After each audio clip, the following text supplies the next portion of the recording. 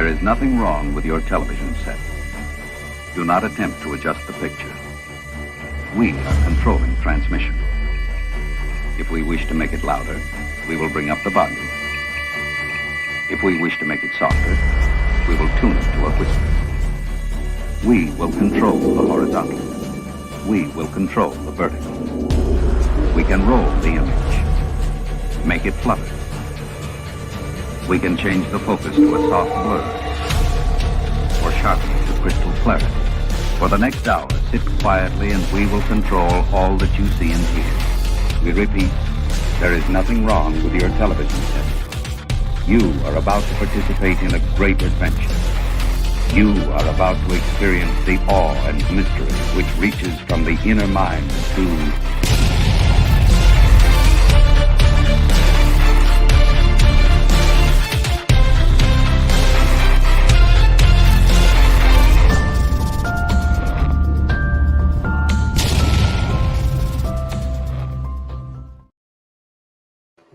Okay, we are live. Good evening, Reds. This is your host, Jarvis Corner on MUFC Realist TV.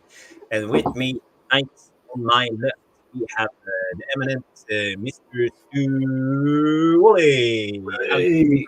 Friend. How are we, pal? Yeah, I'm good. I had a busy weekend. The mighty Tipton Town were back in friendly action this weekend. Oh, yeah. Just to dust off a couple of cobwebs, which we, it was quite a good game. Bit of a, we got a win out of it, which is all right. Marred with a little bit of aggro, unfortunately. Okay. Even at our tender age, we still act like children.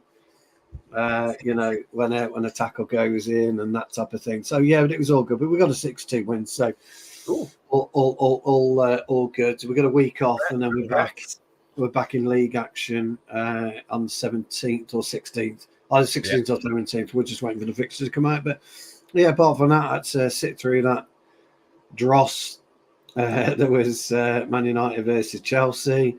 I had to sit by and watch Lando Norris make a fool of himself in the Grand Prix. So all in all, a strange weekend. Yeah. It's been a strange. You usually send me a message on WhatsApp after the game and tell me a little bit about how you're feeling, but I heard nothing. So I didn't want to bother you. I guess you were busy all weekend. Doing the usual stuff. Family, etc. But it's fucking hell, Jesus. Where do you start? I mean, do you know what? The thing that made me giggle.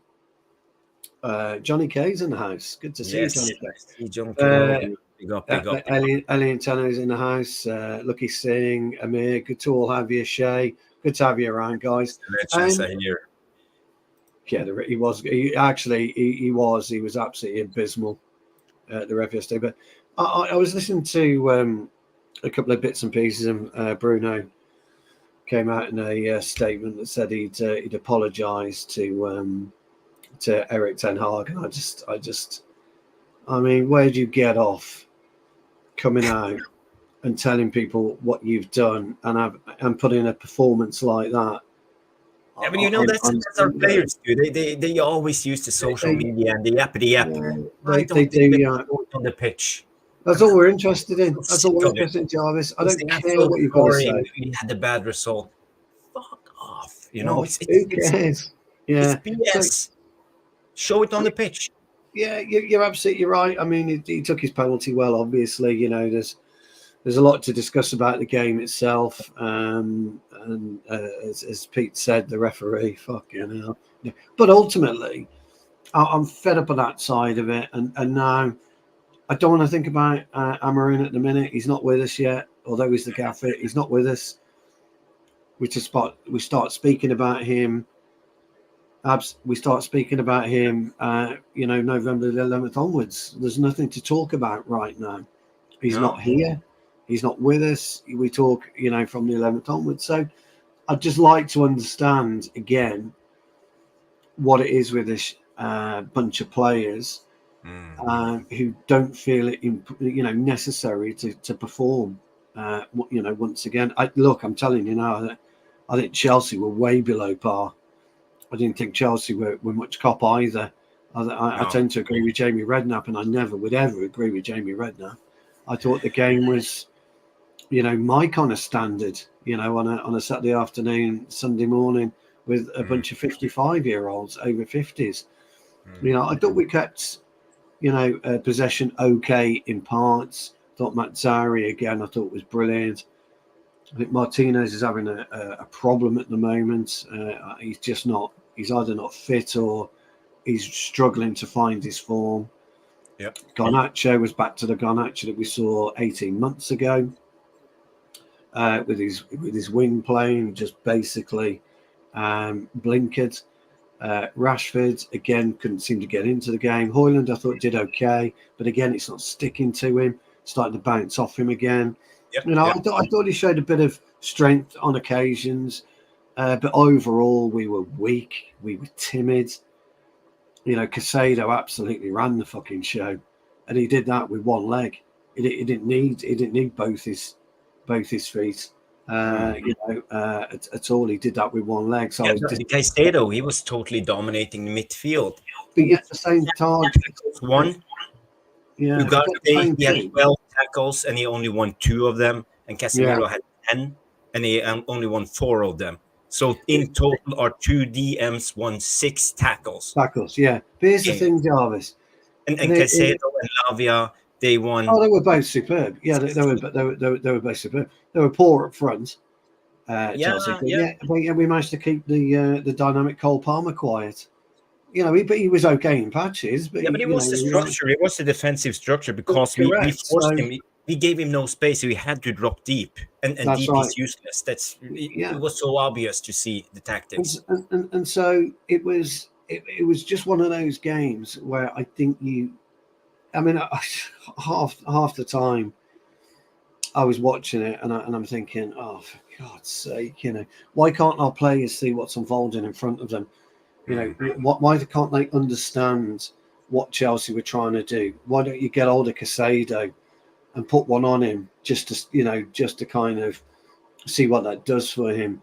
And we weren't doing that. Reece James, it was but Caicedo, just speak a little bit about Caicedo. He's a fantastic midfielder. He is a fantastic talent. Elegant the way he runs. He has an engine. He has long legs. He has the ability to read the game. He's good in the tackle. He hardly slide tackles. He's just there with his body and wins the ball. And he has good balance. So he's a good player. He's a great player. But put one on him. Just stick one on him. See what he does. See if he gets up and he carries on. See what he does. We don't test players. I was watching. If you looked at one of the free kicks at Brunad in the first half, you've got Reece James elbowing Martinez. He's coming in, dropping the elbow on him in front of the ref, and Martinez is going, "What are you doing?" Oh, I fucking elbowed him back. Fucking just do something. Reece James ends up smiling at him. Just do something to change the game, change the dynamic of the game. I always remember Forest last season. We were 1-0 up at Forest away, if you remember. And all of a sudden, Gibbs White, I think it was, goes through a couple of our players at the back, if you remember. I can't remember who it was that he went through, but I do need a haircut, Jamie. No, you're looking like rugged. You're looking cool. I need a haircut. But he and I remember Gibbs White, he put in 2 or 3, real bad tackles in the space of a minute, gets booked, and all of a fucking sudden they're up. The whole crowd is up. The team is up, and we end up losing the game 2-1, if you remember, because they just hit us and hit us and hit us. We don't do that. We don't lob that fucking question in. We don't lob that tackle in. We don't hold somebody on the floor after we've made a tackle. Don't let him get up. We don't force yellow cards. We don't force red cards. We refuse to do that. We just allow them to intimidate and bully us, and we won't bully back. Now, I'm not saying bullying tactics works all the time, but you've got to do it. Every time we got the ball, Caicedo was in there. Bang. Yeah, but the tackle is not for the player himself, just for the duel, it's for the crowds to get the crowd up and get going, and get the adrenaline pumping. Adrenaline, how much it means for I thrive on it. I absolutely thrive on it. We play, like I said, we played this weekend. get my first header in, bang, I missed it, headbutted the guy's head, no problem, loved it. You know, and I'm up and I'm ready to go then. Yeah. You know, bit of shirt tugging, you know, bit of a knee to knee kind of action, just pushing him, pulling him, having a bit of a laugh and a joke with him, you know, blocking him off, you know, risking yellow cards, risking a red card, do something to change the game. And we don't do that, and people don't like it, and I get it. People don't like it when I talk about this, when I talk about the black arts and the dark arts of football. I understand it. You know, people think, did somebody say black arts? Yeah, here he is. Hey, They think it's all a bit of bravado, but it isn't. You want to change the game of football, you do something completely against the flow of play. And I could tell you a bit of a story, and a very, very, very tiny story, very quick one. This is about 8 years ago. Yeah, we were playing in a five-a-side tournament. We had a group of friends, all the same age. We were playing against Chester University, and they beat us 5-1 in the first half. And I couldn't get to grips with this one player. He scored 4 goals. I couldn't get to grips with him. His movement he was quicker than me. His movement was good. His feet were good. His shooting was excellent. He used to find the bottom corner, and I felt I come off the pitch, and I was fucking angry. I was gutted with myself. I wouldn't speak to anyone. Took myself off into my car, you know, and just chilled out. Came back. We worked our way into the final. We played against them again, and I saw him looking at me, thinking, "Oh, here we go again." You know, I'm going to get 5. As soon as I could, I smashed him. As soon as he got to the ball, I smashed him. And then every time the ball was coming to me, I was kicking him, I was pulling his hair, and he hated it. And he came off the pitch to me. He said, "Oh, you wanker." And I looked around. He was talking to me. He said, "You fuckhead." And I said, "Well, you know, what's up with you? You want to learn how to play football, mate?" So let me stop you there, kid. And he was a kid. He was 19. Let me stop you there, kid. I said, football isn't about your shooting ability. It's not always about your dribbling ability. It's about stopping the player. Step forwards and things. Said, let me ask you a question. He goes, "What?" And he was giving it. I said, "What?" I said, "How many goals did you score in the first game?" "Well, you know, I scored 4. "How many did you score this game?" 0. So that's football, sunshine. And I walked away, because that's what football's about. Football, you learn. And I learned, my job, and I learned quickly. I learned immediately how to deal with him. And I wanted to play him again. I was desperate to get through to the final, to play them again. I was hoping we would meet them. But we don't do that. We're talking about a bunch of professional players who don't do that, who aren't bothered about one-upmanship. They're not bothered about getting the best. You see somebody like Casado running the game all game, I would be irritated by that. I was irritated watching it. I'd be massively irritated playing it. And it's all about taking a deep breath and trying to stop him. As soon as the ball comes into him, just get on him. Just do something. You don't have to tackle him. You don't have to elbow him. You just have to be in the vicinity. And Pappy, I was listening to your show last night, The Good, the Bad and the Ugly, and you had some interesting comments. Good show. Yeah, if I may say. But none of them actually picked up the real importance of press. Everybody spoke last night, Pappy, about press. Well, we don't press enough. And I'm thinking, but you're talking about a single style of press. You're talking about running at 200 miles an hour to get to the ball. And we don't press at the top. If you look at the way that Chelsea moving quickly against Anana, they're moving quickly against De Ligt, they're moving quickly against Martinez. We don't do the same up the top. If you remember, we allow them 20 yards to play the ball out. Okay, that worked in our favour in many ways because we were set up and deep. But the press isn't all about that. You know, the best presses aren't the ones that run 200 miles an hour to a player. The best presses are the zonal presses. As soon as just say I'm marking Jarvis, as soon as he comes into my zone, that's it. I'm there and I'm watching him. The zonal press is better, but people don't understand that. They don't get what a zonal press is. They think the right press is pressure press. That's what they like, because other teams pressure press us. They're talking about pressure press all the time. The other kind of press is the pass on press. So Jarvis moves out of my zone into Agate's zone. Make sure, that's another type of press. That's called the pass press. There's so many elements to pressing, not just. I'm not just saying, by the way, Pappy, the guys last night didn't know what they were talking about. I'm saying that's all the biggest difference when you go to zonal press, this is like football ABC, is that you don't get dragged out of position. The opposition can't manipulate you because you have your zone. This is your zone. So it doesn't matter how much they pass and interchange position.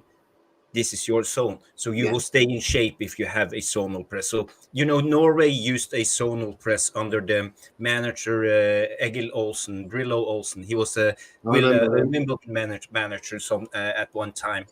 And he was faithful to the zonal press. And we were a very defensive side, extremely hard to break down, always in a 4-5-1, 2 lines. Zonal press. That was Norway, and we were ranked second in on the FIFA ranking at once, and third. Yeah, it's all right. The pressure's fine, and I understand what your guys were talking about last night, Pappy. Pressure is fine, but we all, if you can work your way out, you can maneuver your way out of it. You make the opposition look like dicks, because if somebody's running into you, just pop it off to him and then give him a quick wink. As you've done it, which I would like, I do occasionally. I quite like that, the old wink, the odd knowing wink. Then you can do something about it and you can move up the field. But we don't even zonal press. Well, what I was getting at, actually, we don't zonal press that well either. That's our biggest problem. We don't zonal press well. We all know we don't pressure press well. We don't pass the press well either. We don't do any of that particularly well. And my frustration about all of this was nothing to do with Ten Hag. It's nothing to do with Ruud, Ollie, Mourinho, whatever.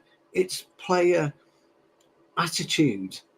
There is a will with certain players. There's a will for Caicedo to win that ball.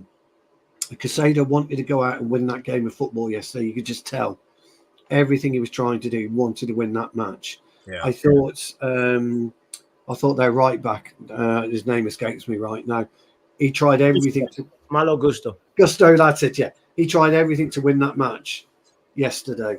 The way that he played, the way that he...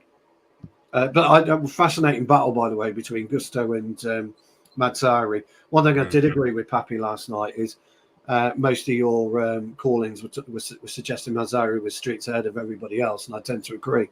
I thought he was phenomenal yesterday. That battle with Gusto was brilliant, absolutely brilliant. Both of them were superb.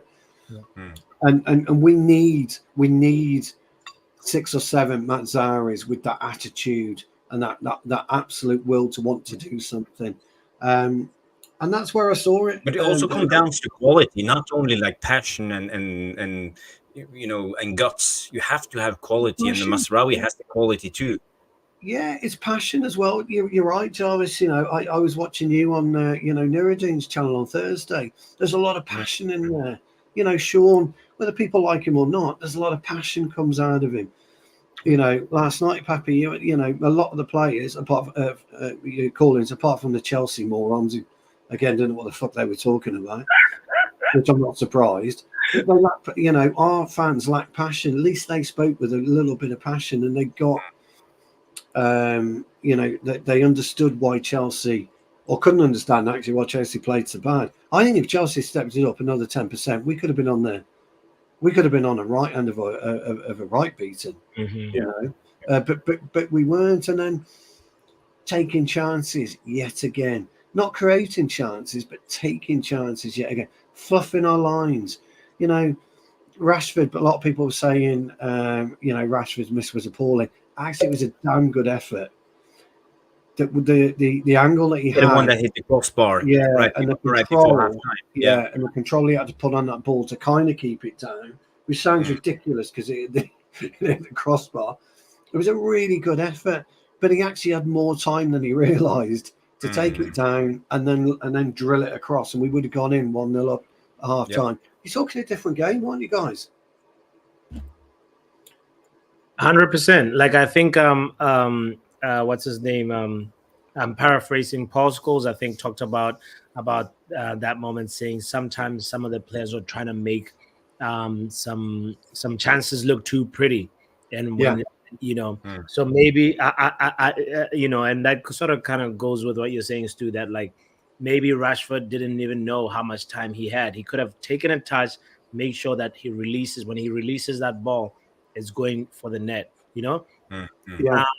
I think like a lot of the conversation yesterday was obviously lost in people not realizing some of the tactical tweaks that. And I get that, Pappy. Yeah, I wasn't having a go at your call. I was just making a point. That was all. Yeah. No, totally. And I think I'm sure Jarvis is going to talk about this, about like what has Ruud done differently in the tactics. We can touch on it when in a while, but what do you think? It's a good subject. No, I don't want to preempt it yet. We'll get to that in the conversation. But like the small thing is just like the zones that we're pressing were different. Big up, Nuruddin in the house. Big up, Nuruddin. Big up.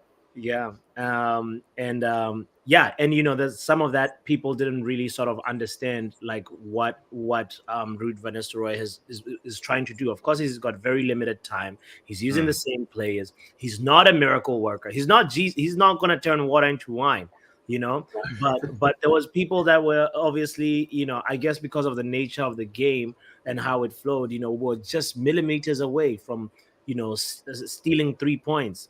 And I think, for me, like at the end of the day, it was frustrating in that way because it felt like 2 points lost, but also, let's not forget where Chelsea are on the league table and where we are in the league table.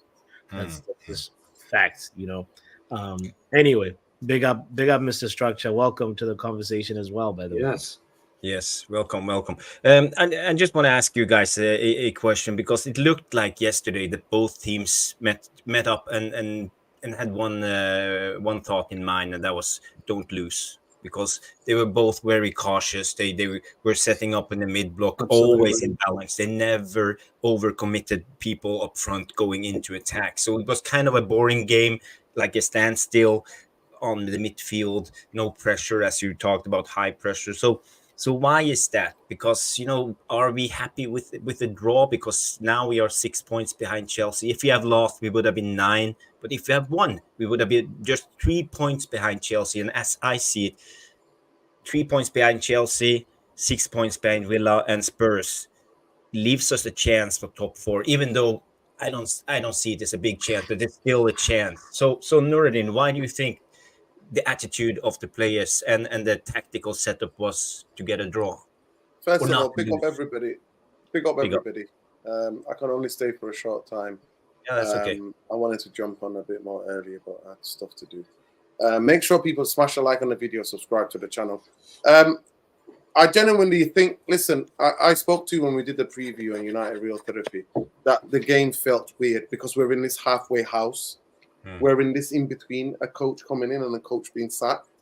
So the players are human. Of course they're going to feel like this. You know what I mean? So I think the biggest thing about the way he sets us up, he didn't want us to lose, but we created the chances. We created the better chances to win. Garnacho had the two opportunities to actually at least score 1 goal, and he didn't. And he could have played somebody else through. We could have created another chance, and Rashford missed a chance as well.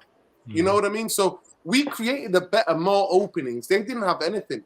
I actually saw a different defensive shape to us than what it was under Erik ten Hag. Yes, was there a gap between our attack and the rest of the team at times where we giving them the ball saying you got to go and do it yourself? Yes, he's not going to be able to change that.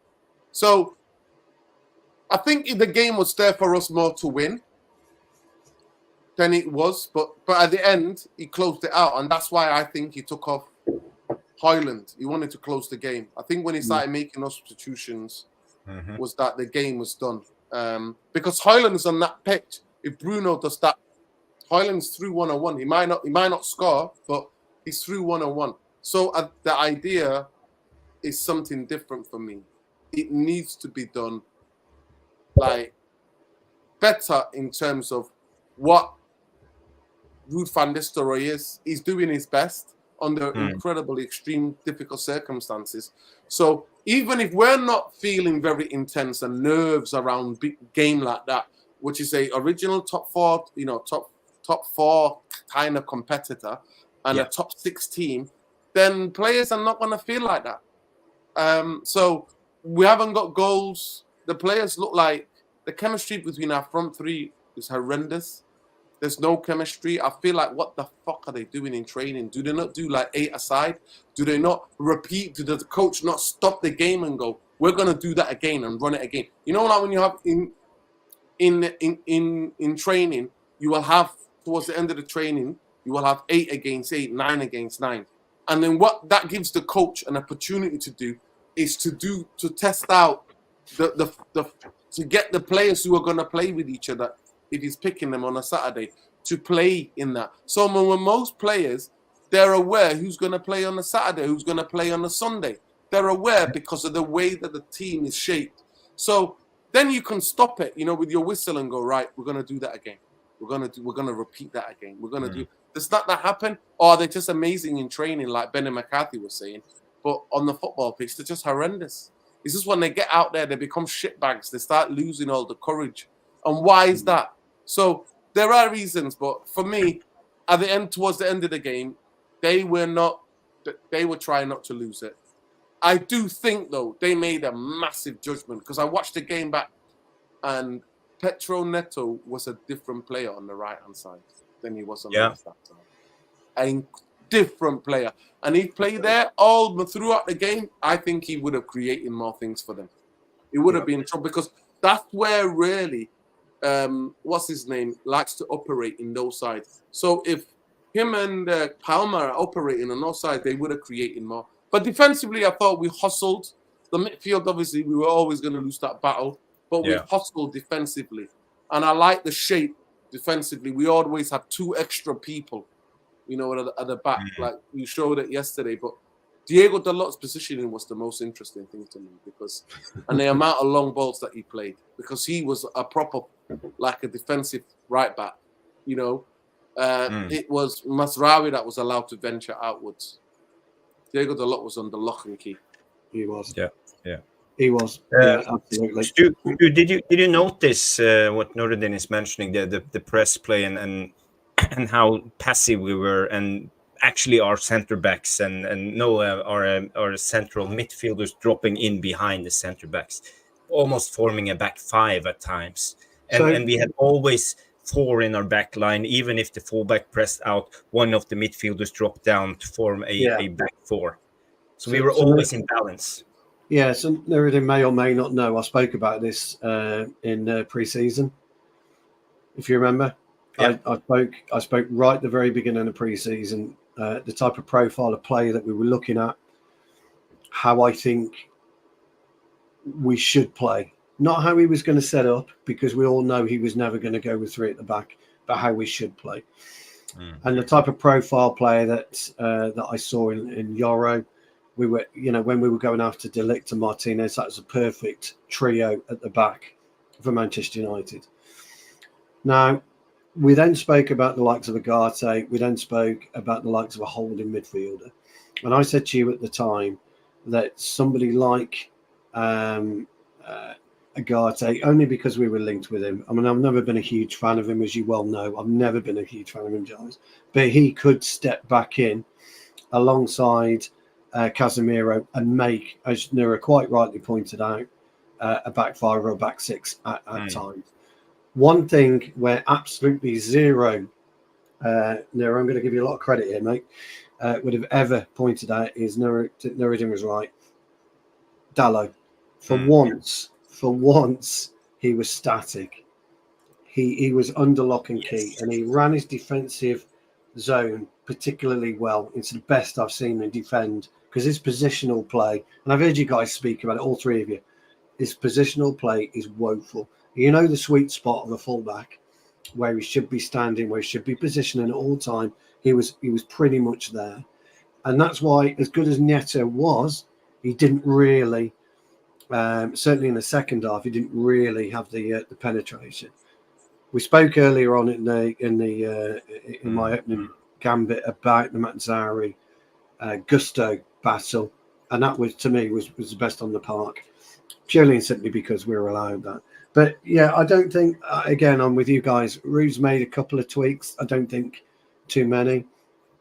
My underlying fact about this, and I know you guys feel pretty much the same, is how these players can't understand how a game of football evolves, and they do fuck all about it, is beyond me. I cannot grasp it from a 55-year-old footballer who knows what's happening during a game at any given time, because I watch and I listen and I understand what's happening. I cannot understand how we cannot do that. And I'm so angry at how placid we are, which you guys have all spoken about. I've heard you in the past talk about it. I can't understand how placid we are, and it winds me up so much. So when I listen to other shows, I listen to other channels, I can accept a lot of points and I can't accept half of them. But I listen to yourselves on a regular basis, as you know. I don't get in the chat with you guys too much, but I listen to you guys, and I hear my thoughts echoed from your mouths, and it's fucking brilliant sometimes, because it's nice to be around people who really understand the mechanism of a game of football. Yeah, I just want to bring this up to show you guys, because this is what we were talking about, the heat map, and as you see here, this is Dalot, and you can see the light green. This is where he was the most part of the game, and usually he has a light green spot up here somewhere. Yeah, that's his sweet spot. He was actually that's his sweet spot. Yeah. So Dalot had a very good game positionally as a right back, I would say. So, right back. Kudos to him, right back. He's been a little bit shaky this season, I would say. Player of the season, or most consistent player last season, but I think he struggled a little bit this season. And I think it's a little bit because Ten Hag has been using him more as a pawn, not his abilities, but using him to just be a pawn, drag players out of position, inward, play high to create space for Rashford or Bruno, whoever plays in the right side of number 10. So I think this is, now we can see the better of Dalot going forward. But let's talk on the other side, the left side. Papi, you saw Mazraoui's performance yesterday, and he was brilliant. So what do you take from the last game and his performance? Easily our standout player. Obviously, I think most Manchester United fans agree on that. But the thing that was that stood out for me was just how versatile he is and how much of a baller he is. He won more duels, more tackles. He had more take-ons than any other player against Chelsea. And that just shows that, as much as some people don't like Erik Ten Hag, Mazraoui, I wouldn't mind seeing him in a different position. I don't want to see him in the 10 when we have somebody who's done that. No, I don't want to see him in the 10. But he's somebody where, when Amorin comes in, he could be on a wing back, he could be on a center back. You could even put him maybe in the middle and see what he does. He could hold, Papi. I think he could hold. He could for a game or two. He could hold by virtue of him reading the game. Yeah, it's just intelligence that you can't really coach. And we robbed Bayern Munich for the amount of money that we paid. They should be sending us an. To be fair, Pape, his injury record at Bayern was woeful. It was, yeah. Well, right now, hopefully, nothing. Exactly. Let's not even say that. Exactly. Yeah, don't say it. Right. Let's not go there. But yeah, man, that's one of those things where I really, as Stu also mentioned, that the battle between him and Gusto was interesting to watch. But Madueke, coming into this game, Madueke was one of the informed Chelsea attackers, wingers, let me say, and Madueke left in Mazraoui's pocket. I just didn't see Madueke at all. Even Maresca had to change him out and say, let me try something else. And obviously Mudryk fell straight into Mazraoui's pocket, so it's just a testament to how much of a baller he is. He's just so smart, so economical, so he doesn't, Nuruddin just mentioned Garnacho holding onto the ball for too long, not putting Ahmad through. Mazraoui, if he was in that position, we know exactly what he would have done, and now even Garnacho not seeing Mazraoui's overlap, he was so feeding himself in the game that you give him the overlap and he will probably pick out the best pass possible from just how informed he was in that game. So for me, we have a star. We have somebody that is actually his quality. I think the guy has levels. But you mentioned one episode, and a lot of people were talking about that episode when Garnacho lost the ball. They had a transition. Casemiro had to track back and take a yellow card to stop the Chelsea attack, and Casemiro instantly were yelling at Garnacho because his decision making was awful at that moment. So we have been talking about this. Garnacho's decision making. It's not only this game. It's been, I don't know, the last couple of seasons. And Garnacho, he's young, but he's an experienced player. He has over 100 games for Man United, so he has a lot of experience now. So when should we start to expect his decision making to get better?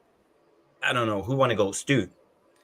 Well, yeah, you pull on the red shirt at Manchester United, then your decision making should be quality anyway. You shouldn't be pulling on the red shirt at Manchester United and not understanding the game, not understanding your role within the team and the structure, or not understanding what you should be doing and why you should be doing it. You shouldn't be asking questions at that age. What you should be doing is understanding. And I've said this before.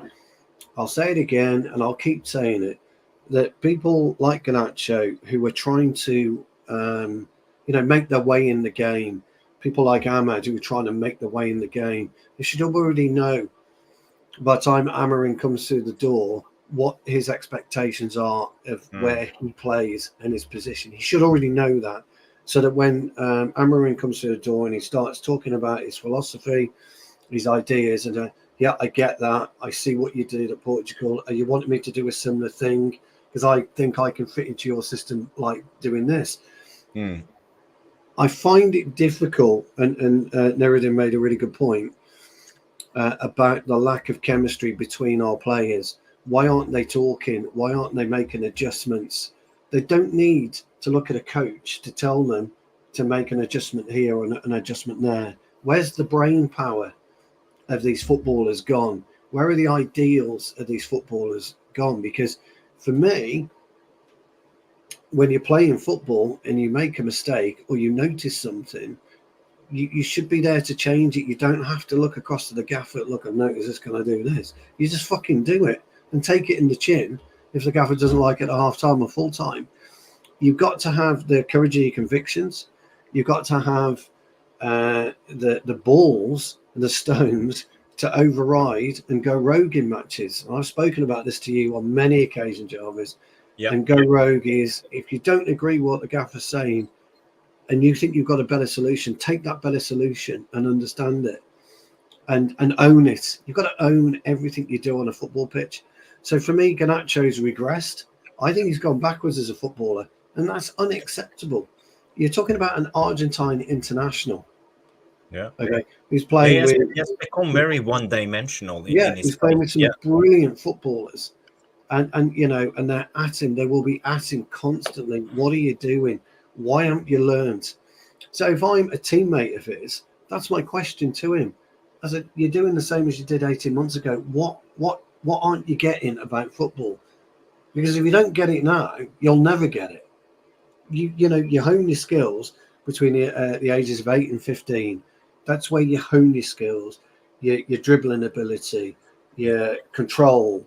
How to take the ball. Can you run it with your left foot? Can you run it with your right foot? From 15 onwards, you start to develop into understanding the game. And you never stop understanding the game. I'm still looking and learning about the game. but I've done everything else I need to. So if the ball's coming to me, I can take it on my left foot. I can take it on my right foot. I can take it on my chest. I can take it on my knee. You do all that when you're growing up. You've got to understand football. And this is what I can't get my fucking head around. I look at it and I listen intently to pundits, and I just don't understand how they don't understand football. What is it they don't understand about the game? I'd love to go into our dressing room and ask that question. Tell me what you don't understand about football. I really need to know that, because I'm struggling with it. And guys, I listen to you guys. I'm not blowing smoke anywhere, but I listen to you guys, and you're kind of asking the same questions differently. You're verbalizing it differently, but it's the same questions you're asking. What don't you fucking get about, the amount of times yesterday the ball went into Garnacho and he gets it, and then, he stops for a split second to come in, and then you give Gusto that opportunity to get himself set. And as soon as the defender's set, then you've got to make the decision. The defender hasn't. You need to get the ball, make the defender make a decision where he's going to tackle you, push you down the line, push you as far as he can to the byline, or show you inside. Because if he shows you inside, somebody like what's his name, Casado's there, or whoever. And Garnacho didn't do that. He gave Gusto the opportunity to stop and think. It's anyway. That's just me. That's how I. I see here Roshmano comes in with some insight, because Roshmano is a season ticket holder. He has a lot of knowledge about Man United, and he say, I think Garnacho is playing with an injury. His legs have been heavily strapped for weeks now. So if that's a fact. Yeah, and it's only enhances what we talked about yesterday on MUFC Release TV. We talked about actually putting Garnacho on the bench, giving him some rest, giving him some time to observe the game, not only be in it, because you don't learn much because you're always focused, doing the thing, get the ball, run with it. I think we should take the width out of the game, Jarvis. I really think we should take the width out of the game. I think we should either play with an advanced 10, who then can go with a 2, and they can split the two central attackers wide to play our width when we need it, and allows Bruno or somebody else to play through the middle. But we take our width out the game, or we use our wing backs. We know we have Amorin coming in. Well, this is the point. So Stu asked a question before. Why is it that if you can't play, why are you doing that at Manchester United? Because the levels of the football club, the standards that which we used to, what majority of you used to, have been for a decade eroded out of this football club. And that's why the question, by questioning for later, and I asked it earlier, would be really interesting to know what you guys think in terms of, like, should Amorin have time on the training ground other than mess about with the Europa League? So for me, that's a simple question, but that to me is where it's at. Because these players have not had people demanding of them in the training ground. They've not had a competitive culture within training where if you make those mistakes, you're not going to play. You're not going to play if you are not. And if that whistle is blown and that level of discipline is not instructed, then players can do whatever, because nobody's going to say anything.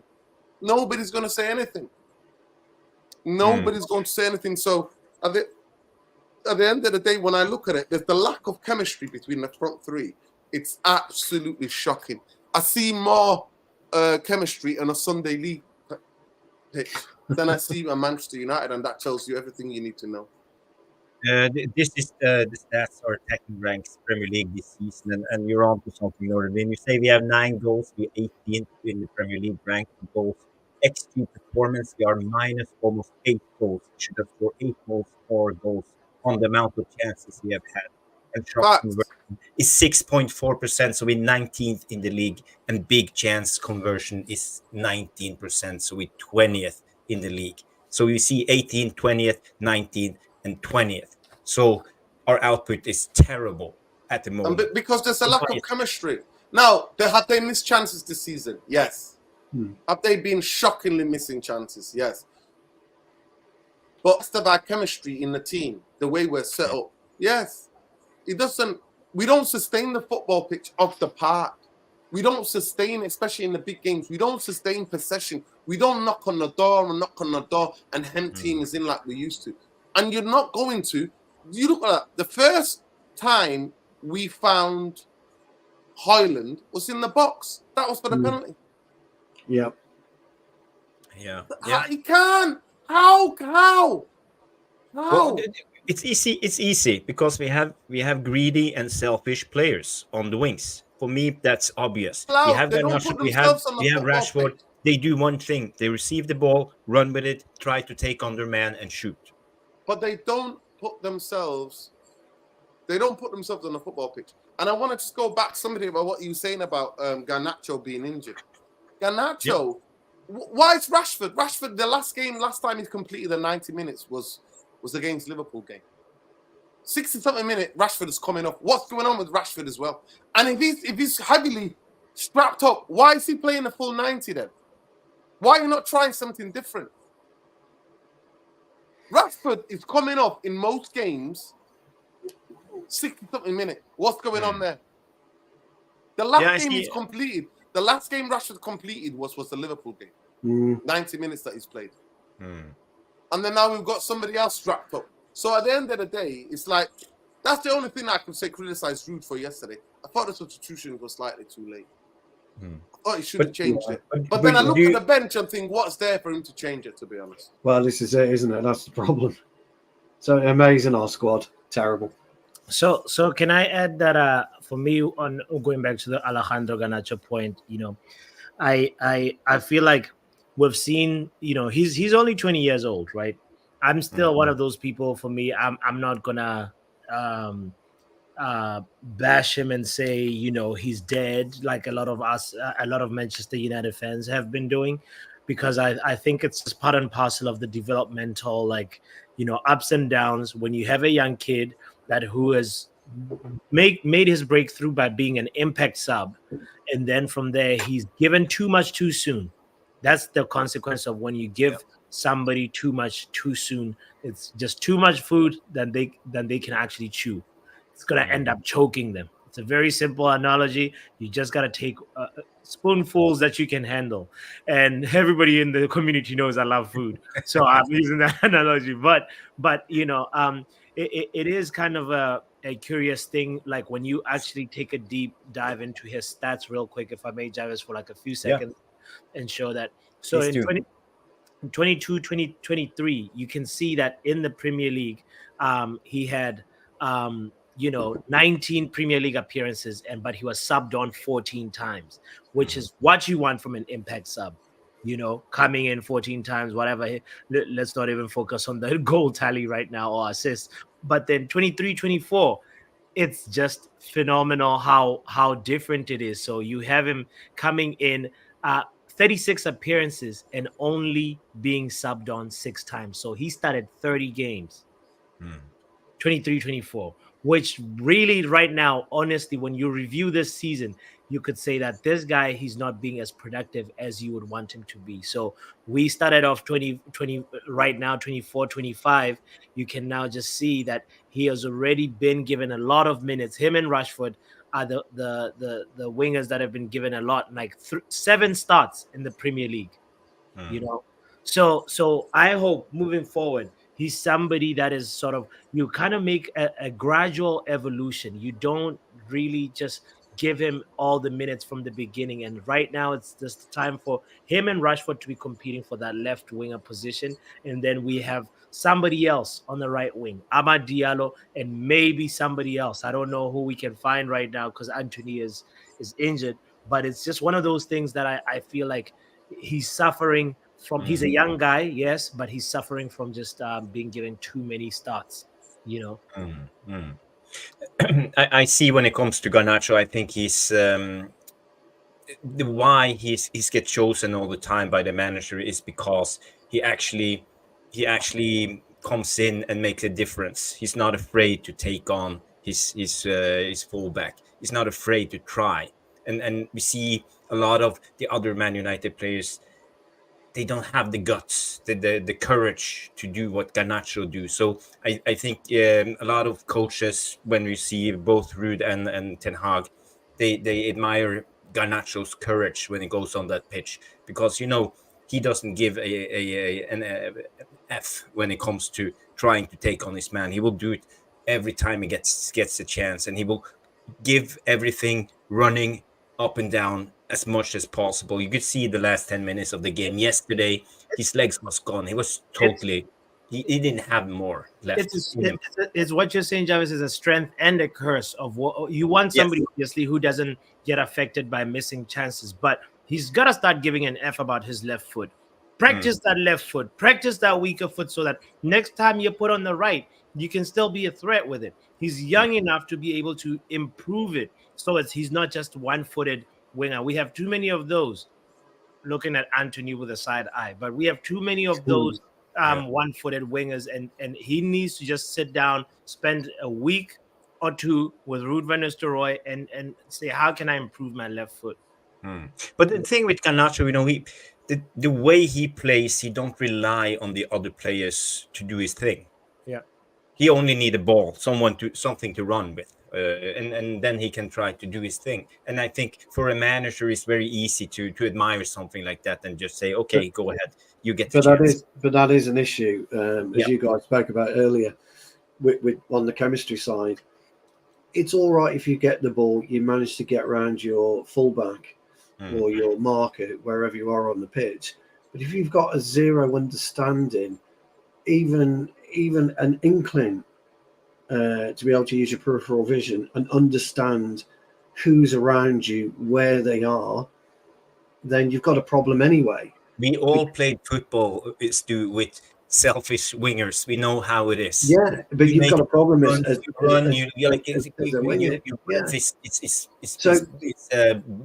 you cough blood because you're so tired, and you make those deep runs. And the wingers has a perfect opening to give you the ball.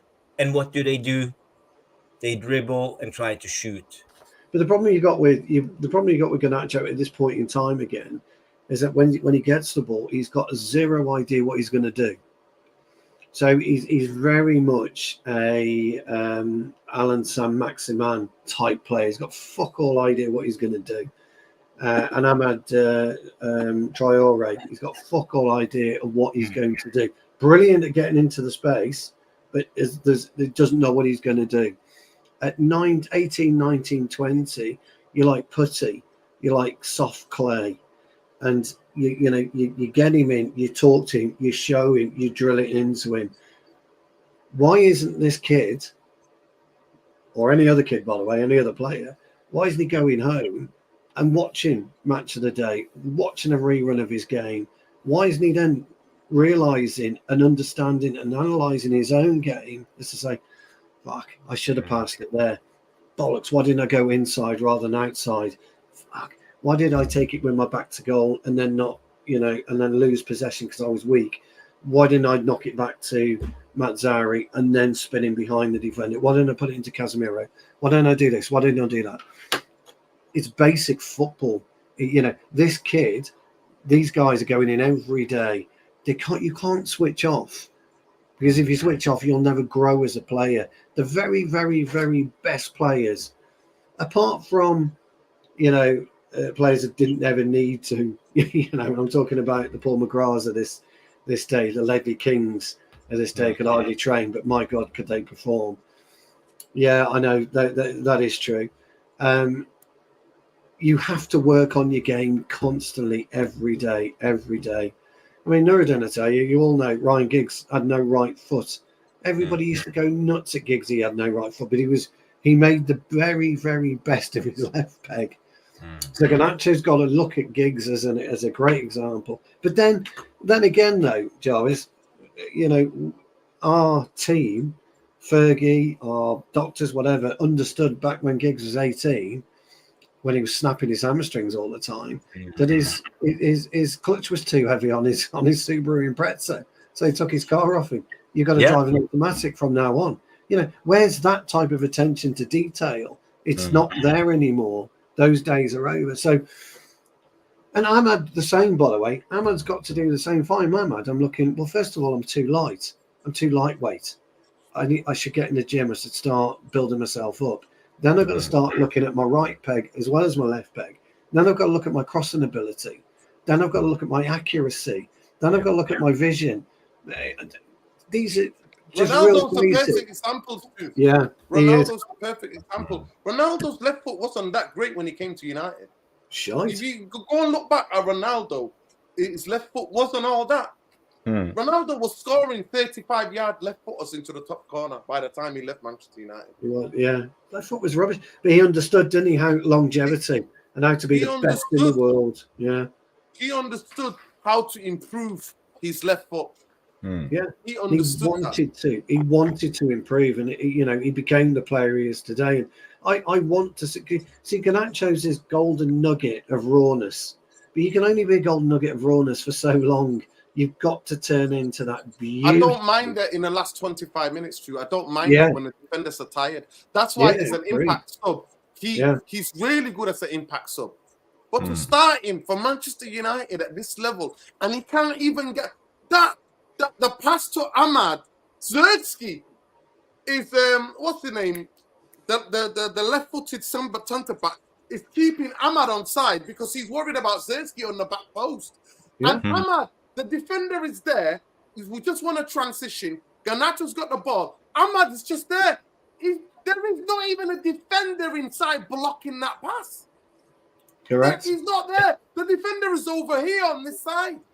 Ahmad is there. The ball is inside. And the only other people there is 2 against 1 because if Xerxes runs in the pick, it's 2, you can just square it across. Or Ahmad can try and have a finish himself.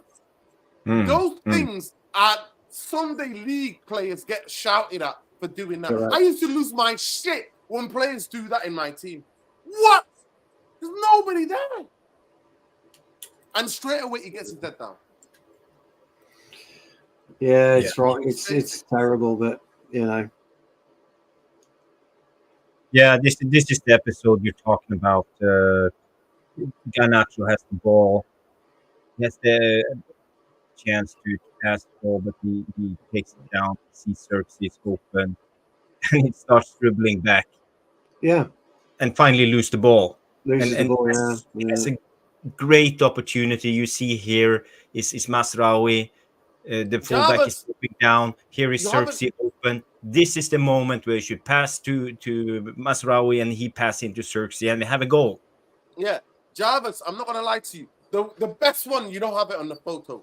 Because Ahmad was the best one. Not this one. No, not this one. No, okay. Not this one. This is way earlier. Way earlier was the pass. And it's the clearest. It's the absolute clearest. Let me see if I can find it on Twitter. It was so blatant. It's so blatant. I got you, Duradin. This one. Yes! Look at that! Yeah. Look at that! Look! The ball is there. Zertsky is there. You can see him. Ahmad is on side. You can see him dipping his body to stay on side.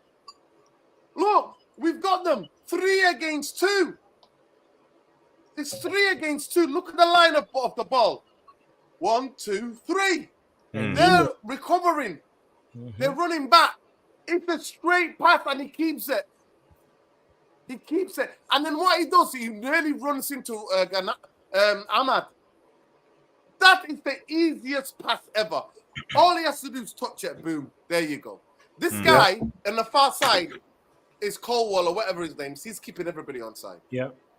There's a yard. All he has to do outside of the boot is just tap it. And you know what? He can actually tap it because the body shape, he's not going to be able to cut it out because the defender's not directly in front of him. If the defender's directly in front of him, you know what? It's hard to make that pass. He may be able to put it out or intercept it. Here, it's just a left foot, bam, across, and he's through. And even that, you would do it more in front of him so he can run onto it. Oh, you God, don't even have to pass it too. You can smash it. You can put that ball into that wide space. There's space there, and you can't even see the goalkeeper. There's a whole lot of space. You can put that ball into that 10-yard, 15-yard space. Ahmad runs into it. We've got 2 against 1. And this is late in the game. Yeah. But it must have been the Ballon d'Or ceremony. He was coming from the Ballon d'Or ceremony and he wants God only knows. This to me, but I swear to you guys, I used to go berserk, and the manager would tell me, "Calm down. I'm the fucking manager." Because I have got one of those weird brains. I have got one of those weird brains that I would remember things that happened in the game.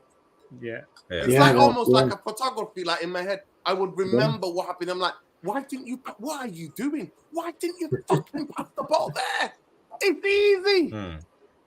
We're a team. This ain't no individual sport. Yeah. And this is what you mean about the chemistry lacking. And Yeah, we have Rashford. We have the same issues with Rashford. We have the same issues with Garnacho. We have Xerxes, doesn't look good at all.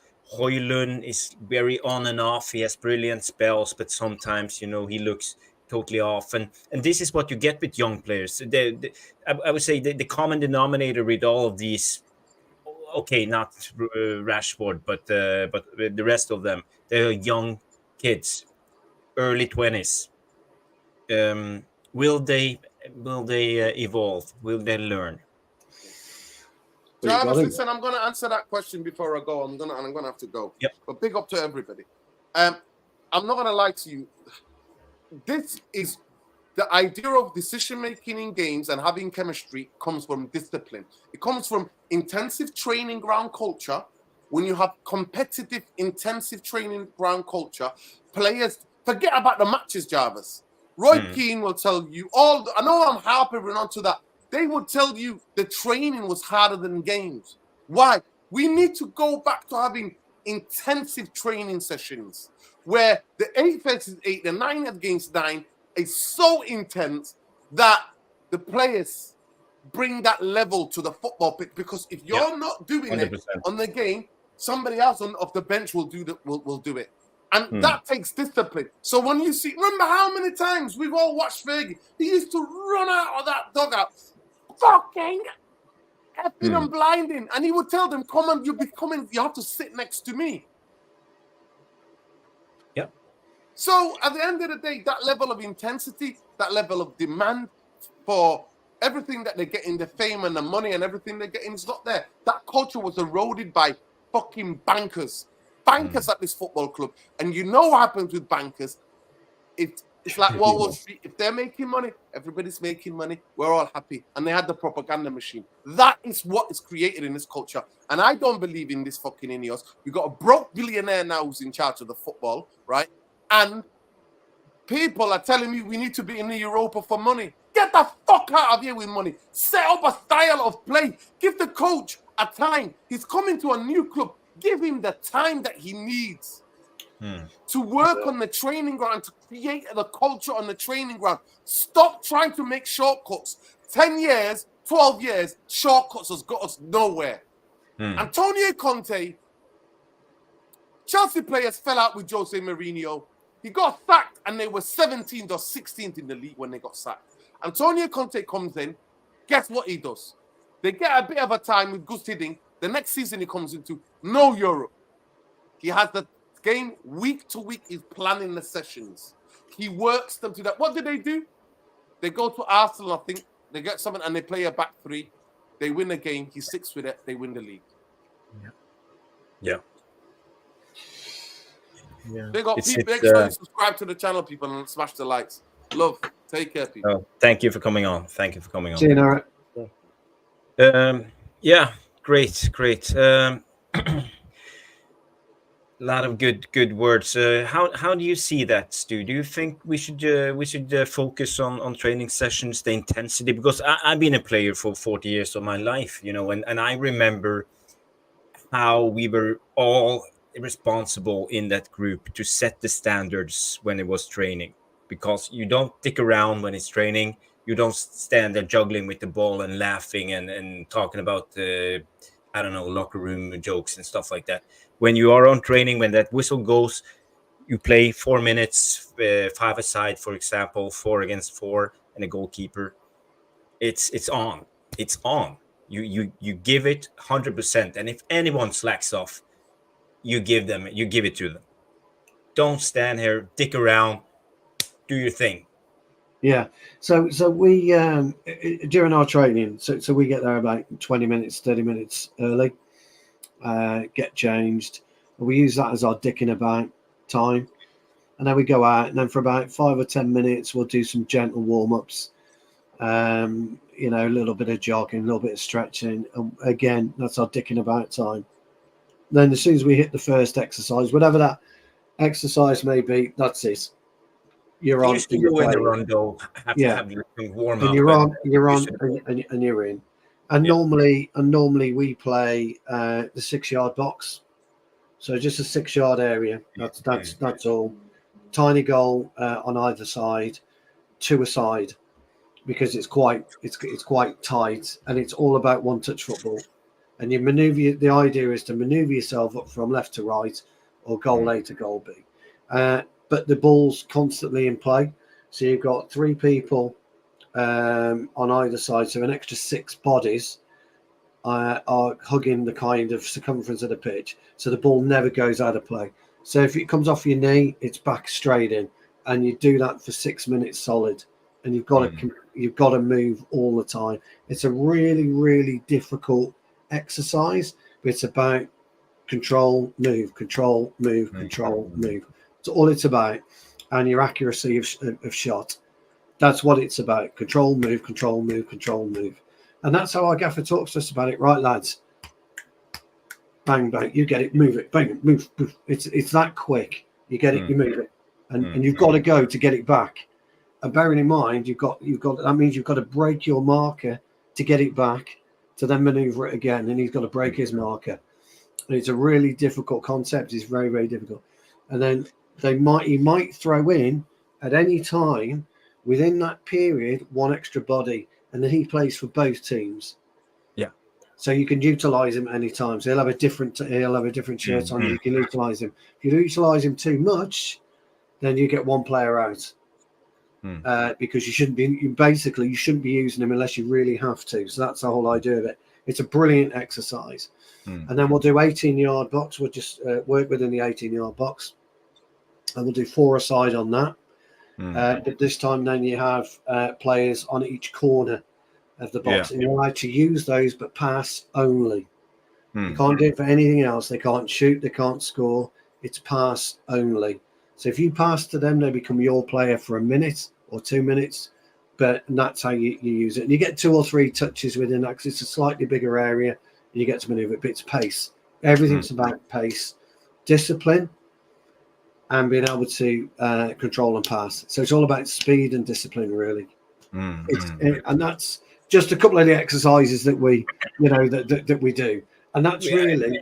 I know that exercise. We have been doing that by ourselves, Yeah. and you, especially if you have young guys coming on who is not as I would say positionally aware and stuff, they get exposed so much because it's about getting a body to the right position, angle it, because you have one-touch football, all that stuff. So usually the young up and coming call in the box or whatever, they can't get used to it. Yeah, and then the gaffer puts a slightly added spice to it. So he'll blow the whistle twice, and what that means is that you've got to get the ball in the air, and you've got to head it to one of the guys on the corner, wherever you are. So the ball's got to come over to you. You've got to take it. He heads it back to you. You take up the chest, and then you move it, and then you move on again. So, but you've got to wait for the whistle. He won't tell you when it is. It's like wee, bang, and you've got to be in position. And that's a little twist he puts in, and I quite like that. I think that's quite cool, because you've got to really listen and learn. But exercises like that, they're nothing new. You're quite right. They're zero new.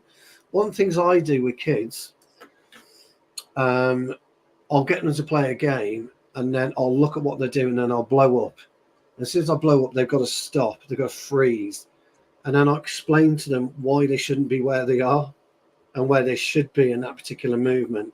And then we allow them to play the game again, see what they've learned, until I see something else I don't like, and I freeze the game. So there's a whole host of things like that. But training for me, even at my age, I love it still.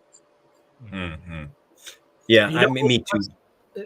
What's interesting about training dynamics, I feel like that very, very important, very vital for a team to be able to have a clear picture of like, okay, this is our kickoff routine. This is what we do when we get the ball here. And sometimes Yeah. people don't get it if you just drew like 1 or 2 training sessions. It needs to be really, really like repeated until it becomes muscle memory.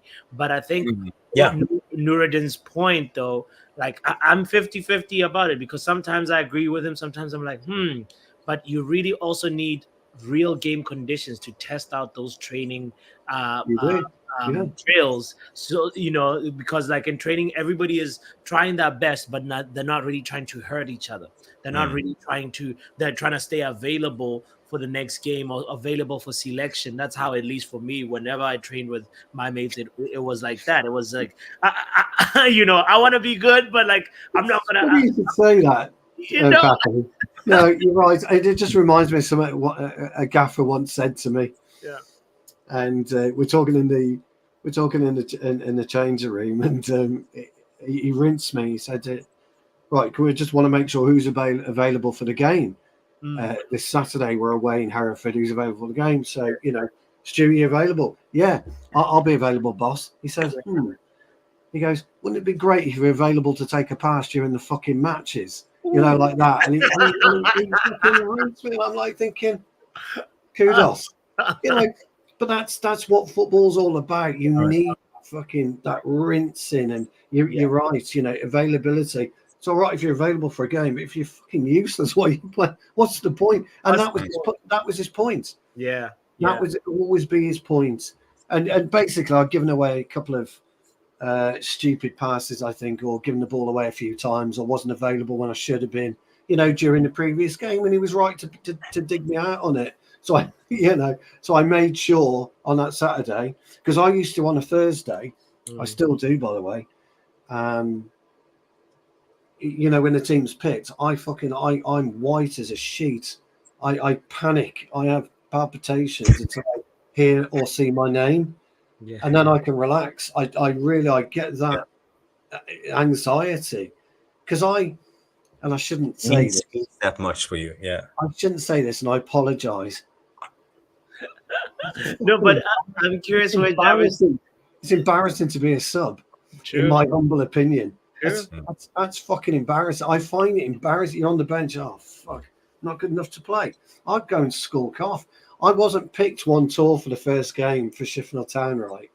And there's a picture of me because I was fuming. It was a 9-a-side European competition in Portugal, and I'd gone down. The first game's there, and the gaffer saying, "Right, lads, here's the team to start with." And I didn't hear my name, and I'm looking around. I was counting just to, I did on a gaffer. What? A word? What? You haven't picked me? Yeah, I don't. What do you mean? Yeah, but and he gave me his reasons. Oh, fuck off. Whatever. Team picture, right? Yeah. I'm there at the back. I've got my sunglasses on. I was fucking livid. I wouldn't take my shades off. I was that angry. And he had a right go at me. Take your glasses off. No, fuck off. I was fuming. Then when the game started, I was all right. I got into it supporting the lads. Got in the next game. And I stayed in all the way to the final. It's just one. He needed, I'm sometimes that player who needs a bit of a punch in the gut. But I was fuming, Pappy. I was fucking livid. Absolutely livid. I almost went home crying. I'm such a child.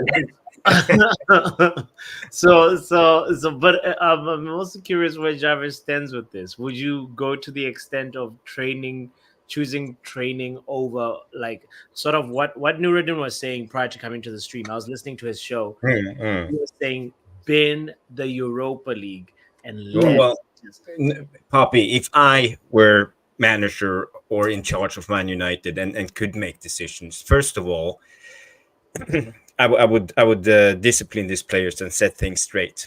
It's not about coming in yelling at them. I would first of all, I would put the first training session at the day 7:00 sharp every morning, because I don't want the players dicking around, sitting at home playing PlayStation, late nighters. I want them to be sharp. 7:00 we start training.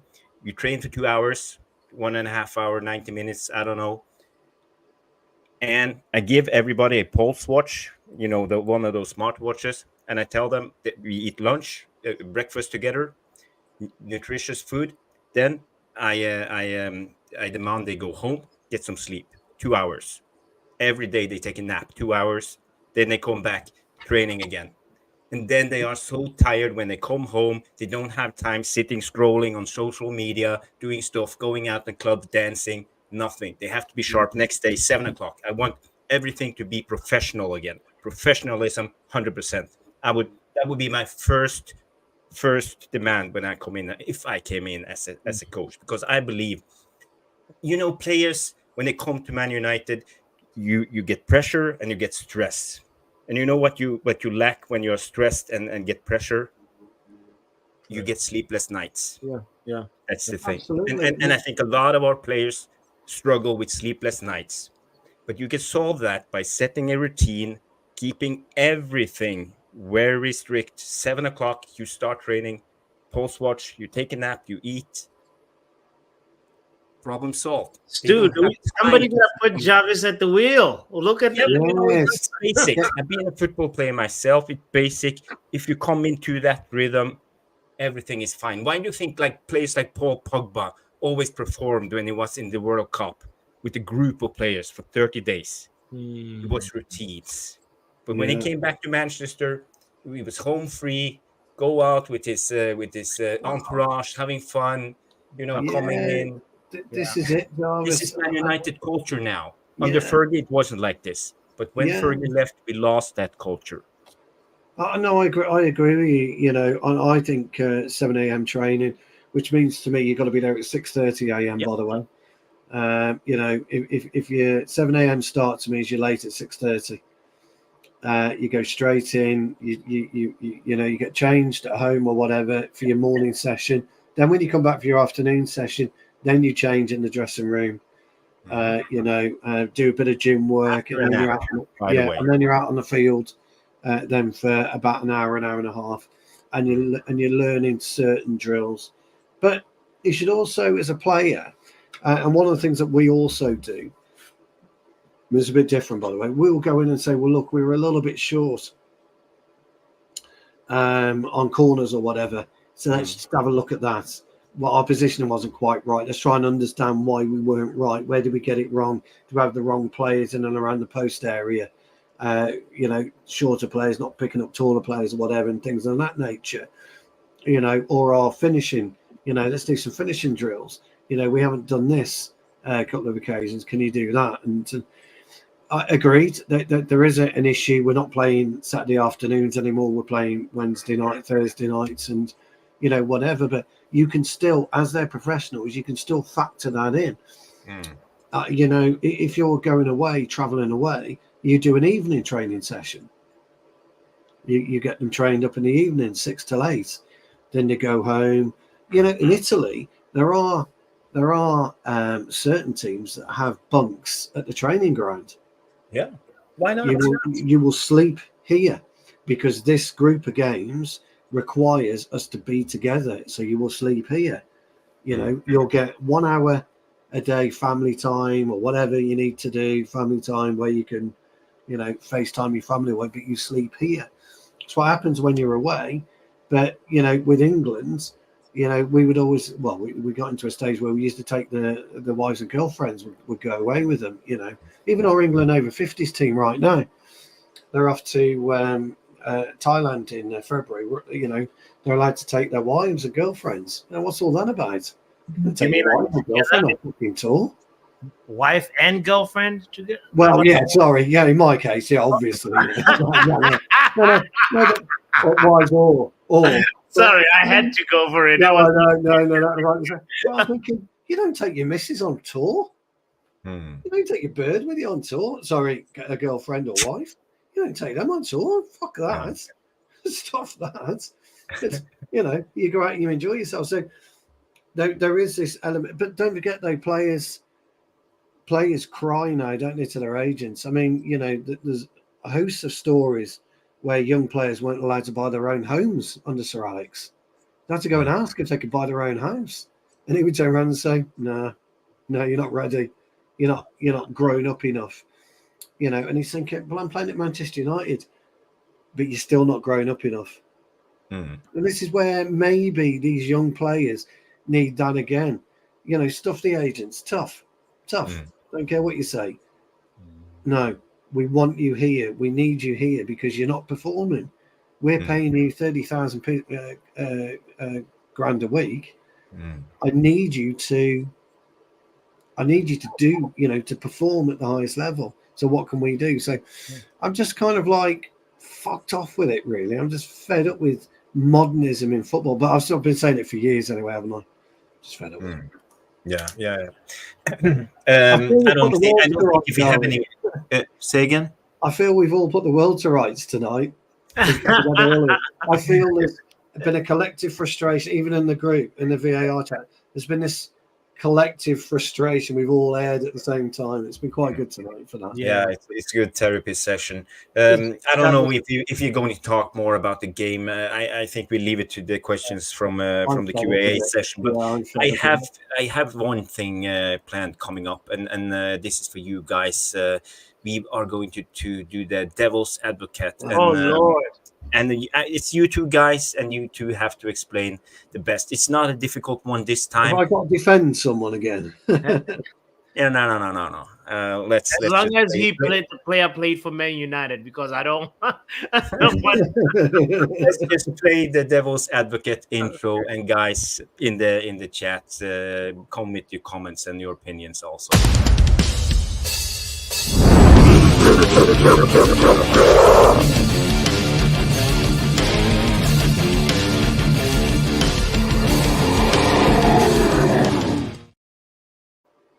Yes, and now you're probably figuring out what the question is, because it's quite simple this time. It's Ruud. He's our interim manager, but he's still, and he said in the interview after the game, he's still our assistant coach. We still have a contract. He wants to stay. He said that openly, he wants to stay. So the question to the panel is: stay or leave? Should Ruud Van Nistelroy stay or should he leave? I'll give stay to who wants to stay. No, you have to choose.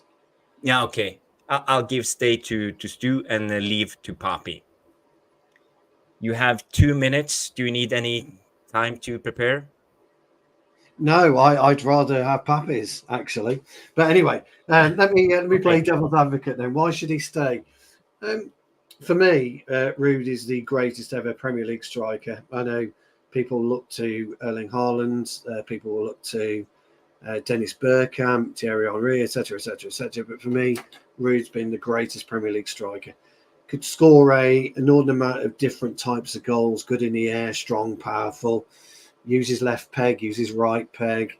His chest stability was absolutely superb, could volley the football, absolutely brilliant.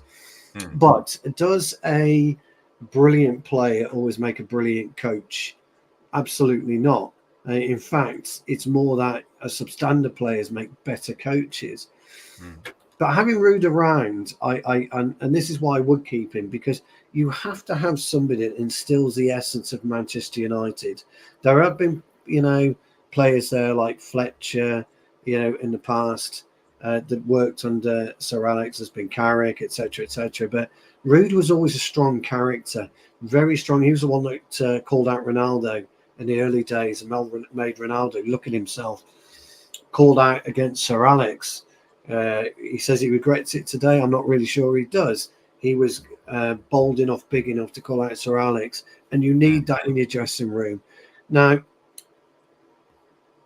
should our players walk into our change room, see Ruud there and be in awe of him? Absolutely not.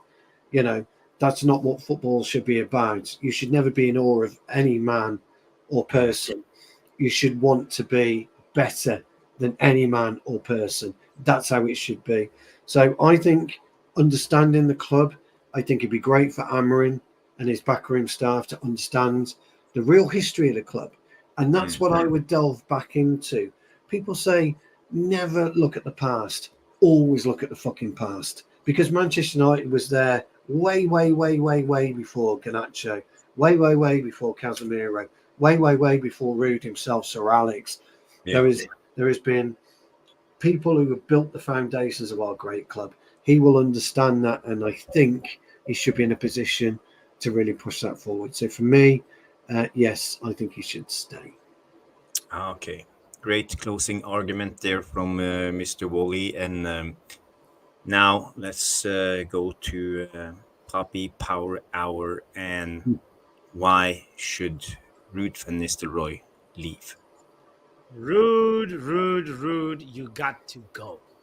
This is why. You gotta go.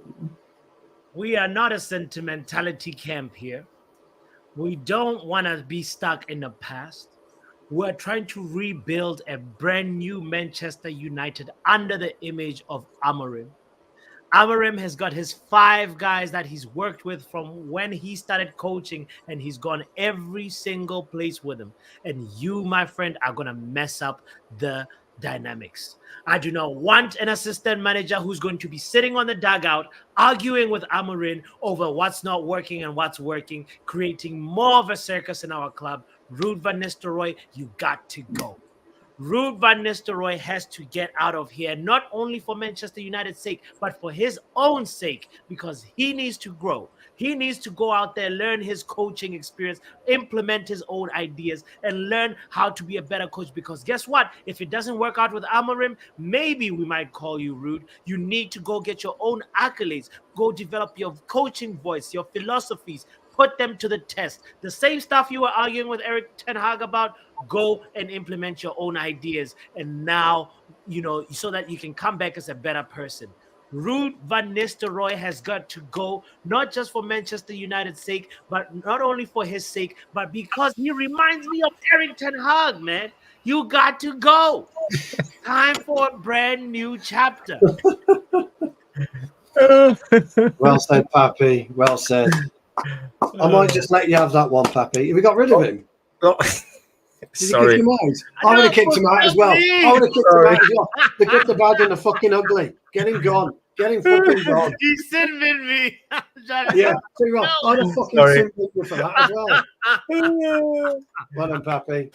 Yeah, that was brilliant. That was A brilliant. resounding victory, pal. A resounding victory. Thank you. I'll see what the VAR room says. He's Either saying, or. Yeah, go, Pappy. Go, Ruud. Well that was my done. closing line. Well done. I see Jamie Wayne comes in and say, leave. I don't want my legend ruined. Will Man United 99 big up Willie say, no, let's not keep a hold on him. No, hell no. These players will cry to him and cause divide. He needs to leave. You will end up with players being babies, then Amorin and Ruud will bust up. Yeah, that's still already. Well, Man United 99. I hate to tell you, pal, they're already babies, but I get your point. Taking my devil's advocate hat off, by the way, I actually 100% agree with Pappy. I think if I was Ruud, I would move on. I'd say thanks, but I do need to move on now. I really need to get it going. But the biggest thing will be the equilibrium, and Pappy's right. You break up that dynamics with Amorim and his staff.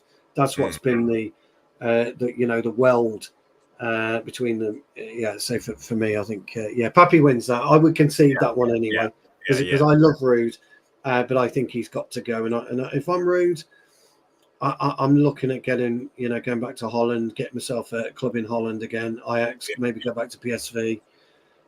Really have 2 or 3 good years there, move on to Germany for another 2 years, and then come back to the UK. He needs 5 years away before he even needs to consider coming to a club like Manchester United or the Premier League.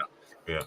In my opinion, that's what I would be doing anyway. Never run before you can walk in football management. Look at Graham Potter, bless him. People, whether people like Potter or not, Chelsea will be the stick that everybody beats him with now. Yeah. And what he did. Funny that you mentioned Chelsea, Stu, because Chelsea, on the flip side to this argument, is that Chelsea, under Roman Abramovich, they were chopping and changing managers. They were came sort of winning team, winning like title, or this it could be the Premier League, it could be Champions League, but there was a constant, even though they kept on changing the managers. Steve Holland, Gareth Southgate's Yeah, Steve Holland was there all the time. 2000 and I can't remember. 8 or something like Yes, that. 7 years he was there. He was the constant. And that's the funny part about this. It's like sometimes it helps to have somebody who's there as a constant, but you gotta let the head. You've got to let Amorin. I agree with you, Pappy. You've got to let Amorin find his way. Somebody's got to come into Manchester United at some stage and find their own way. Yeah, they have to. They've got to. We all know the best. We all know the best way about that is to get rid of 90% of the squad. We all know that. Yeah. Everybody knows that. You can't do it. So the best way after that is to keep. Is to go what's been successful for Amorin, and I think it's a deal breaker for him anyway, wasn't it? Mm-hmm. He's around and said, "I can't bring him, I'm not coming," and I like that. Maybe that's what we need. And in a weird way, he kind of is putting Ruud Van Nistelroy is putting Amorim in a weird position right now because he's letting the fans know I want to stay. And then what if Amorim comes in and then the goals are not flowing? Then it's like Ruud Van Nistelrooy said I want to stay, but you said no. Then it becomes Ten Hag versus Ralf Rangnick all over again. Yeah, and then media has the ability to paint Amorim as stubborn and arrogant. Right? Yeah. It's this will be the agenda when the time is right. We all know it. Ruud van Abdul-Jabbar comes in and say, "I'm not fucking leaving." You want to see that attitude as well, don't you? Ruud, you sacked. No, I'm not. Fuck off. No, I'm coming in tomorrow. See you later. The biggest problem with Ten Hag, he let Van der Gaag have a better car than him. You should never let your assistant drive around in a fucking Lamborghini and you in a Mercedes. Should never happen. Should never happen. Should never happen. You don't let an assistant manager should never ever drive into a club in a Lamborghini. As soon as I saw that, I was like, "You're an idiot. Way too extravagant. You don't need that." The assistant manager should drive a Volvo. He should come in with the gaffer. Yeah, he should ask Uber or come in with the gaffer. Yeah, you drive. I'm the gaffer. You fucking drive me in. You don't come in a fucking Lamborghini. T6 transporter. Like you guys are ridiculous. No. So you can have all the equipment in it. That's the assistant manager. Stephanie comes in and say no sentimentality. That's our problem. But I love Ruud. Lillis comes in. Ruud to stay. Hoping, and Alien the Legend says Ruud needs to go. So that's the VAR room's opinions on Ruud Van Nistelrooy. I think it's time for the Q&A. We have 155 people watching on the Twitter, Poppy's channel, and MUFC Realist TV. So, guys, thank you for watching. We have 1 hour, 30 minutes into the show. We'll keep the Q&A going for about 30 minutes now for Stu, and I will leave the chair to my co-host, now the host. The host. Have you queued it up? Have you queued the music? Let me cue the music. Give me 1 second. Let him drive the Lamborghini, please. Come on. Oh, fucking hell. Oh, no. You don't have to answer the question. I'll answer the question. You want answers? I think I'm entitled. You want answers? I want the truth. You can't handle the truth. Jonathan. People drinking.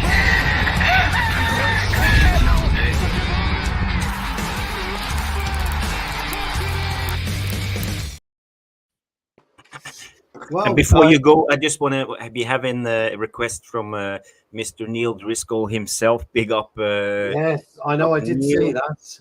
And he's saying, "Stu, stop swearing." It's a late night show, it's not for kids, but we'll try to keep it down. I promise I won't fucking swear anymore. I promise you, Mr. Driscoll. Guys, I hope you've had a great show. I've thoroughly enjoyed it tonight, actually, just talking and chatting. It's been more like a conversation down the boozer tonight, which is what Jarvis Corner is supposed to be all about. And I hope anybody who's watching on the Power Hour is equally enjoying it. Q&A, we've got some good questions so far. Our esteemed colleague Nuruddin has got a question.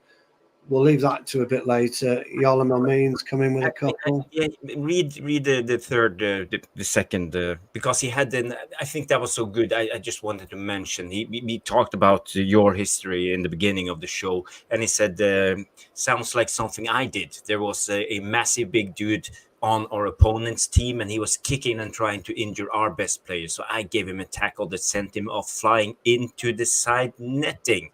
And he got so angry, he picked up the ball and kicked it at me. Red card for him, no card for me. Big up, Yale. That's a huge big up for you. Pappy, give him a horn for that, pal. Come on, Yale. You deserve this one. That's how you do. Great story. You're absolutely right. You know, something like that, you've really got to, you know, you got to look after yourself, look after your teammates. And no, I totally agree. Right. Well, let's start with Mr. B. This is one Mr. for Pappy. Just to kick off a nice one with a bit of fun, because Trevor's not been rinsing us tonight for some reason, which I'm a bit disappointed. I don't know. Trev, where are you? Come back. Pappy, the most serious question of the night is, how can bots eat so much and stay so skinny? What kind of food steroids do you use, bots? Well, let's move these steroids out that question, but what kind of food do you eat? You know, it's funny because I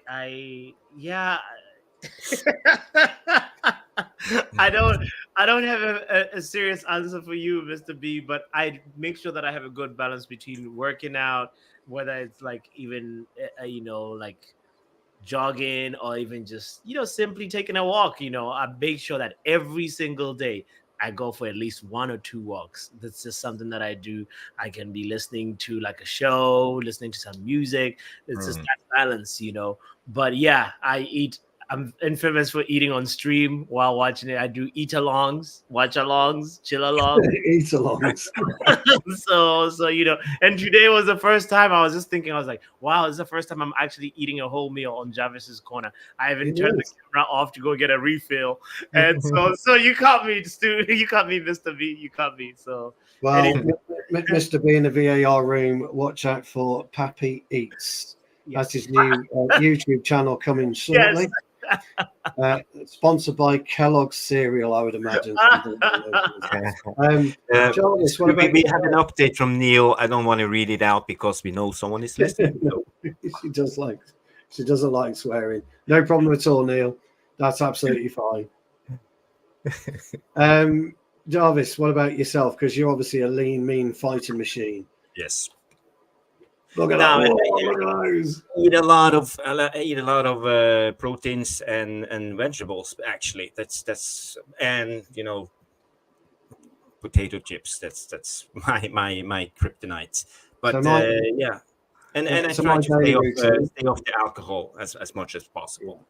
So my daily routine is gym at 7. I'm usually about 6:45 most days.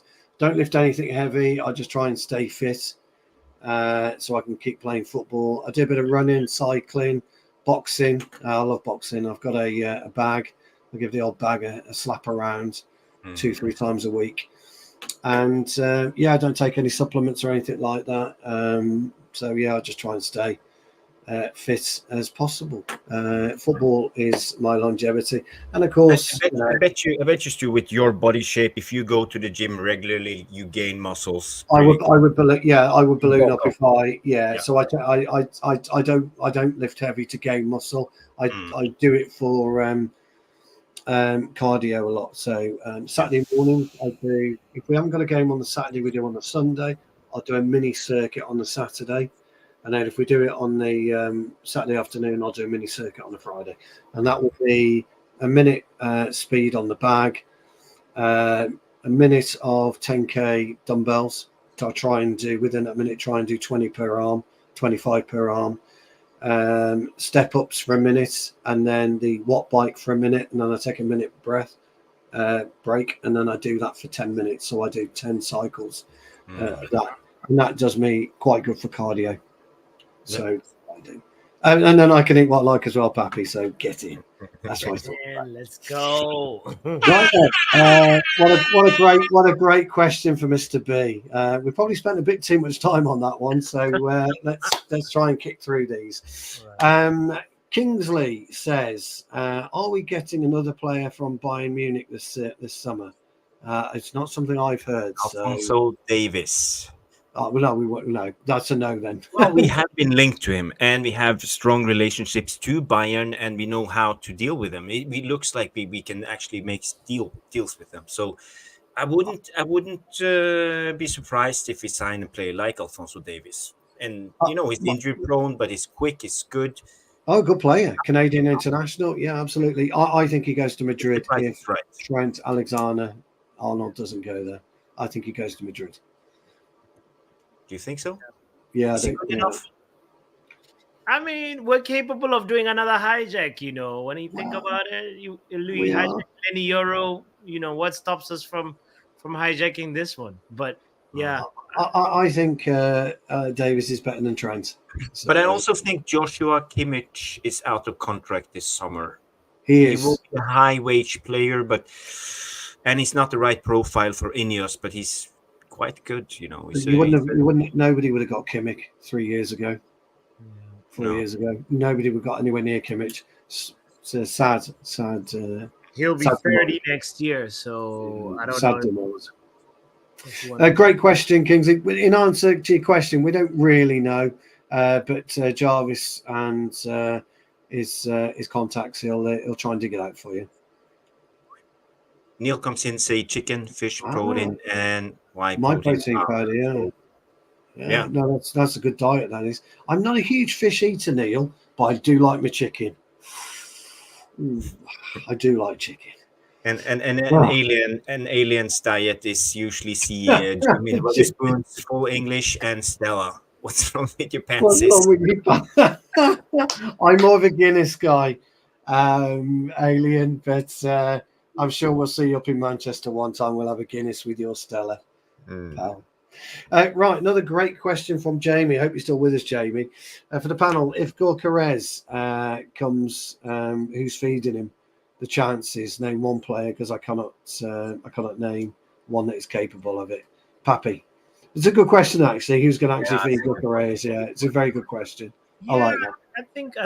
I mean, the obvious answer is Bruno Fernandes if he's still there, but also hopefully this guy, our number 7, can get his fitness together and start adding to that, because we all know that Christian Eriksen's contract is expiring at the end of the season, and he even mentioned it that if there's a favorable contract, he'll strongly consider it. He didn't say I'll definitely sign again, but he said I'll strongly consider it. So, Jamie, that's a very good question. I think the void is opening up for another creative midfielder, attacking midfielder that hopefully could be somebody like Musiala or something. We have been linked with Musiala as well, so I'm wondering whether that was another name that he got in mind. Yeah. Great question, Jamie. Really good question. Difficult to answer. I think you're right. I just want to give a quick answer. For me, I think it's Bruno and Almat, because I think they will be in the roaming tents in Amorin's setup. So I think those will be the guys trying to feed Gyökeres. I'm going to go. I don't know how to pronounce his name, but Gyökeres. It's Gyökeres, yeah. I'm going to go with you watch out for Joshua Zirkzee. There'll be a player in there. Just watch out for him. There'll be a player in there. Nice to hear refreshing belief of Zirkzee. Thank you, Steve. I don't mind it. I don't mind it. I think there'll be a player in there. Jamie, hope that answers your question. Mr. B's back. Mr. B is back. Jarvis, is it worrying that Amorin won't be having a transfer veto? I think it's okay. I think we have seen the last 12 years what managers with transfer veto or a strong influence on signings can do with the club. we sign players from all over the place. We don't have any consistency, and I think what Ineos are actually doing now is very smart when you think of it going forward, because managers come and go, but we need a consistency in the club. So I'm not worried about Amorin not having a transfer veto. You got to remember, Amorin, he has never been in the Premier League before. It's a big question mark. Can he do it? Will he be gone in 1 year, 2 years? Who knows? So if Amorin gets the veto and brings in his players for the 5-2-3-2 formation or 4-3-4 formation, and a new guy comes in and we don't play that style, what are we going to do? So we have to just keep it consistent. And now, you know, we have our only hope is to trust Ineos. It's our only hope. Yeah, no, totally agree. Mr. B, hope that answers your question. Yeah, interesting one from, I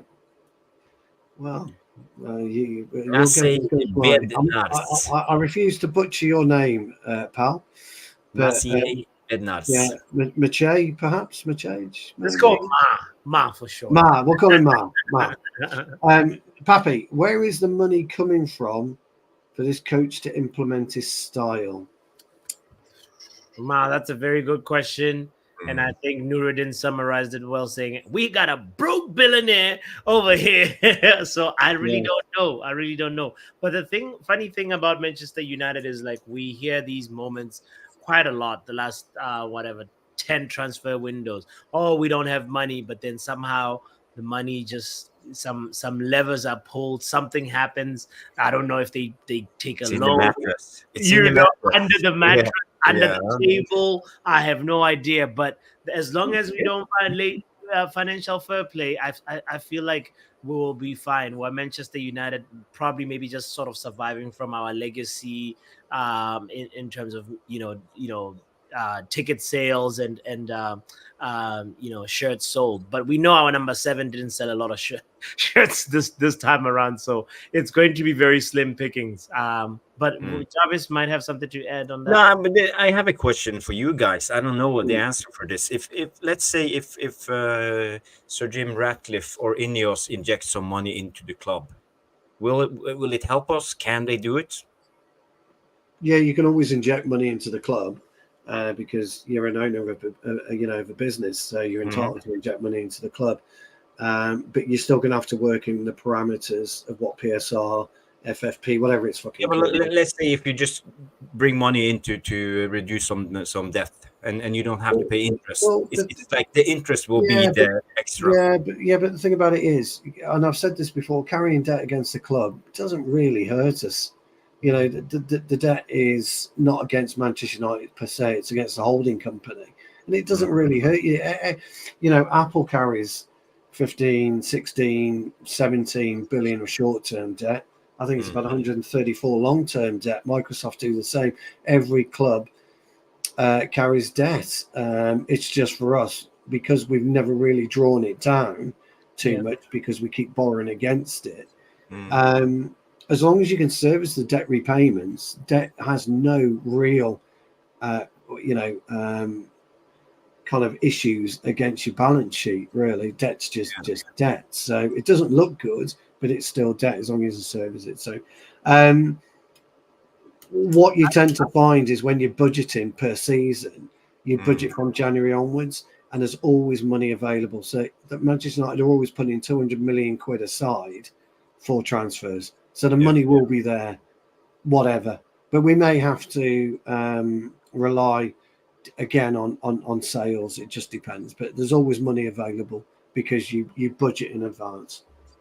Yeah, I it's funny because there's this, like, I was, when I was saying that, we're living off of our legacy, part of it is, I think, when you're looking for money, they look at your debt to income ratio, I think it's called DTI.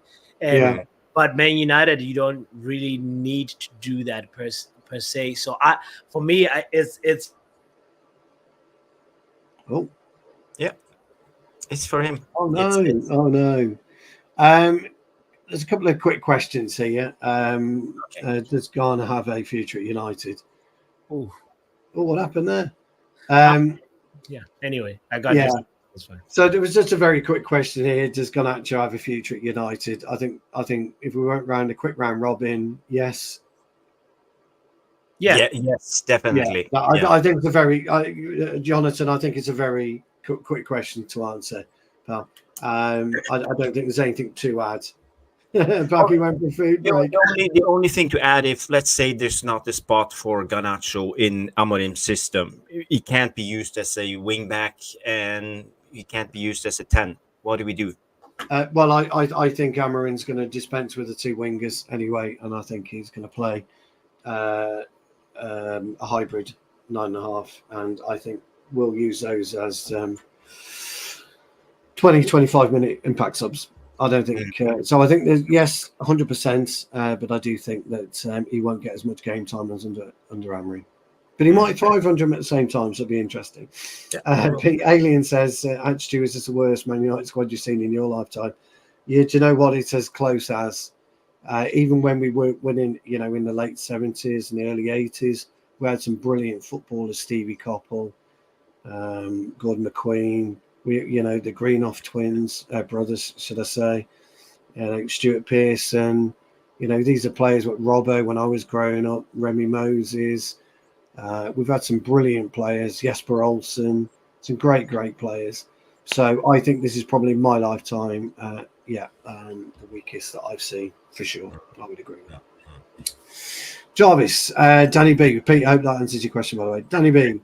Question: what left wing back would you sign that works within Amorin's system that is 25 or younger?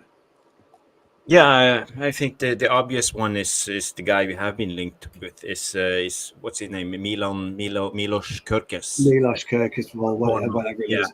I like him. I think he's a good player, and also I like I think he's a left back, or is he a right back? Ola Aina, the Nigerian guy playing at Nottingham Forest. Yes, he's 2-footed. I think he can play very both. Good player. He's very good. He's very athletic. He's very smooth in his technique. So I would look for guys like them. And my third option is Stubian at the Brighton. I think he's fantastic. Stubian. I saw the game against Liverpool. He was really good. Really good. Yeah. Pappy, any? 25 is kind of a very big requirement. I don't know. I think Anthony Robinson is 26 or is just slightly over 25. So he's somebody that I was interested in. The Fulham guy. Yeah, the Fulham guy.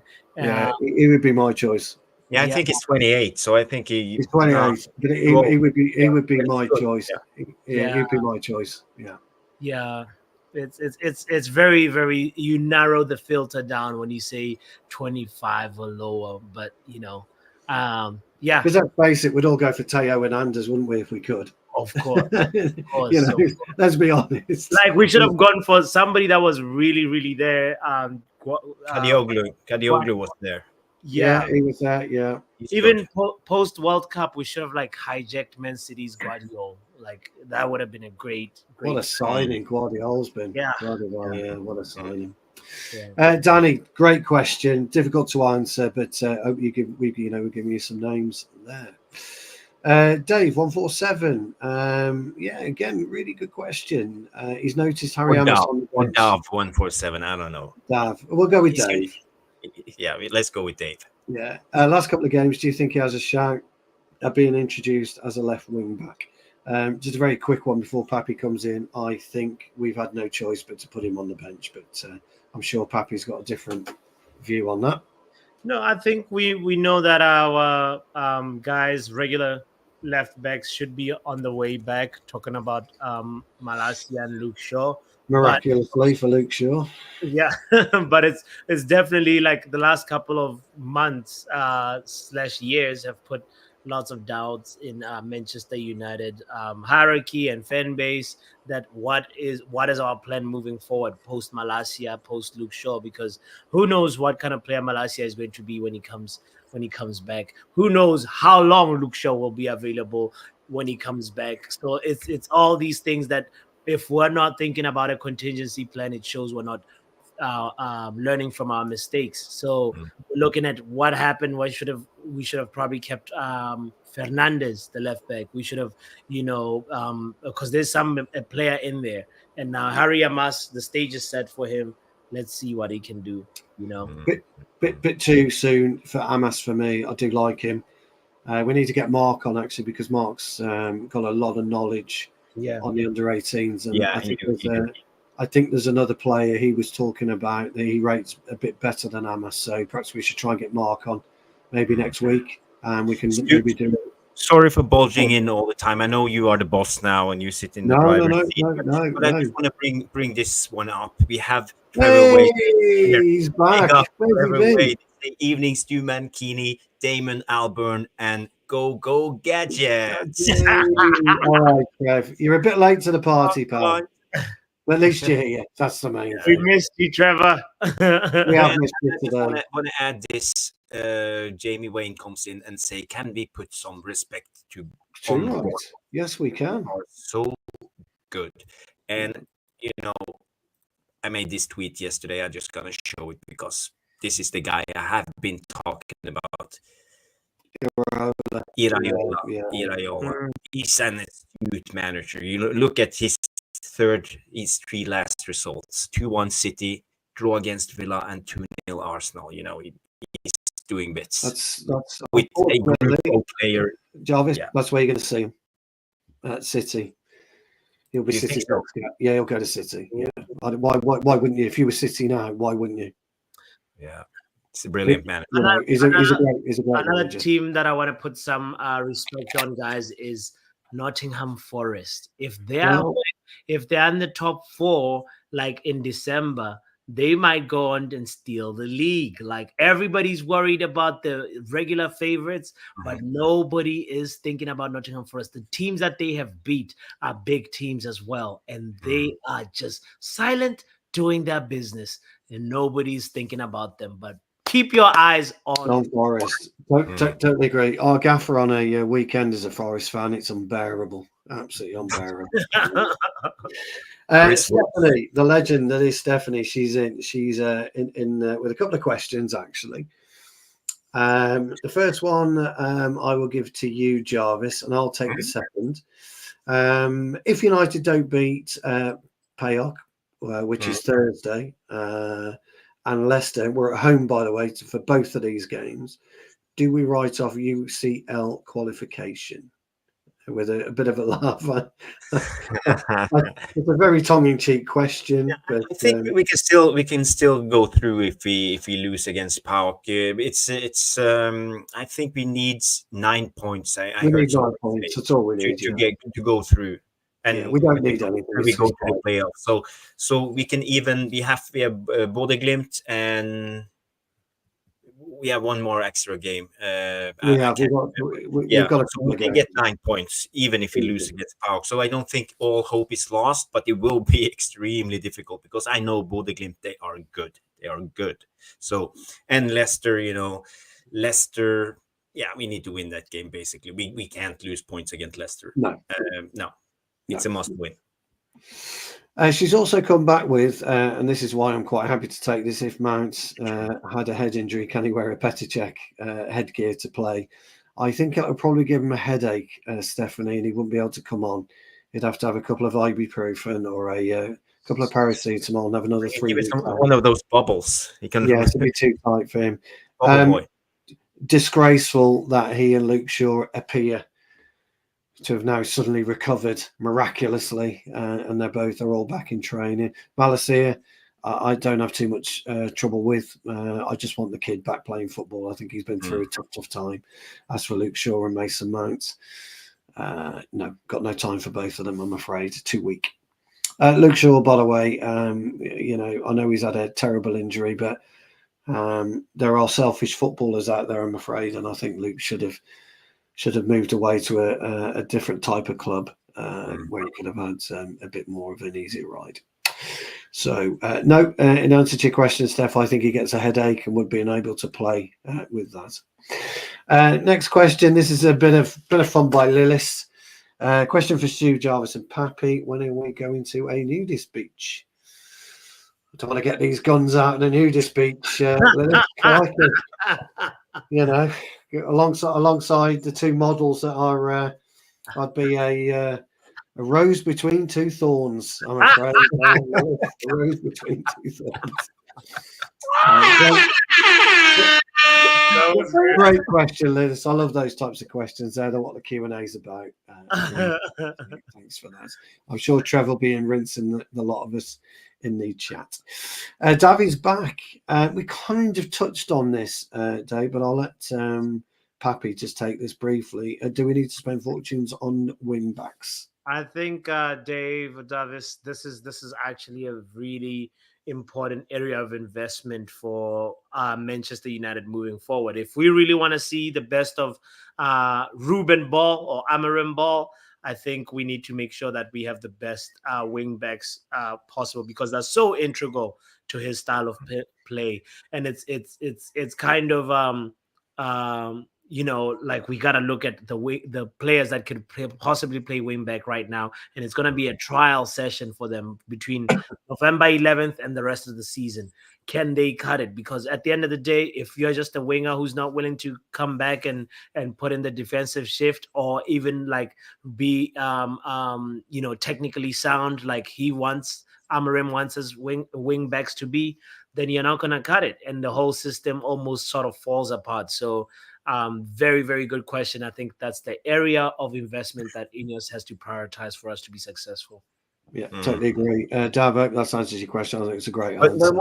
Just a thought of what about if we keep defensive fullbacks or wingbacks and use attacking centre backs, as Chris Wilder used to do in his time at Sheffield United, for example. His centre backs was always running up to the corner flags. We haven't got that profile. I know what you're saying. I remember Chris Wilder. I don't know if you do, Pappy, but he was a very unorthodox manager back in his Sheffield United days. Yeah, I don't think we got that type of profile. No, yeah. That's required to carry the ball and like that. Yeah, that's a tough ask. That's a tough ask. For we're pinning our hopes on Euro, aren't we, to be a ball carrying centre half? We think he will be, but I don't think he will. But I kind of could see Martinez also do the same. I can see it.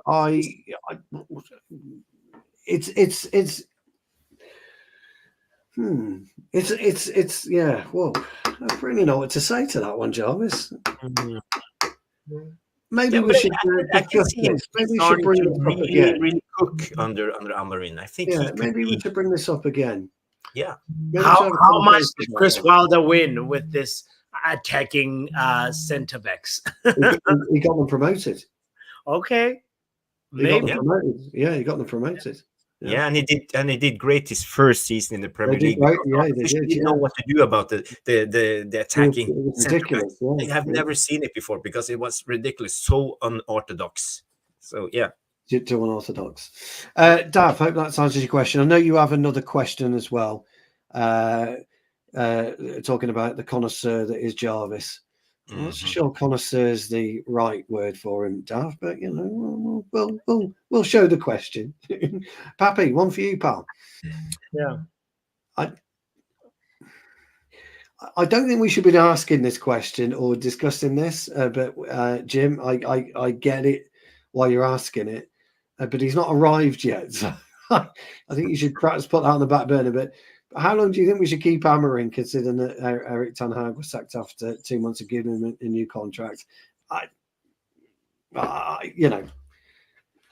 understand the question, Jim, but Pappy, that's why I've given it to you, pal. Jim, I'm gonna side with the longest possible contract right now that's within reasonable, financial constraints. So I think even 5 years would be all right, just so that it sends a signal to the players that, guys, you're not going to survive another manager. This is time for you guys to really step your game up, and that's partially also what I wanted to say in the devil's advocate as well, that like, getting rid of Ruud will make sure that the players know that nobody is safe here. Nothing is guaranteed, So like, as much as we can instill that on the players and they know that they can afford to sack another manager. I saw Bruno Fernandes admitting that, what, we as the players actually were responsible for Ten Hag's exit, but them just saying it in an interview and then carrying on with their lives doesn't really get the message across and doesn't really make them, step that game up as much as they could or should. So yeah, give Amorim the longest, Amorim the longest possible contract, 5 years if possible. Jim, I hope that's answered your question. My response to that is Pappy for president. Get your votes in. That is the most politically correct answer I've heard tonight. Happy with the politicians' answer.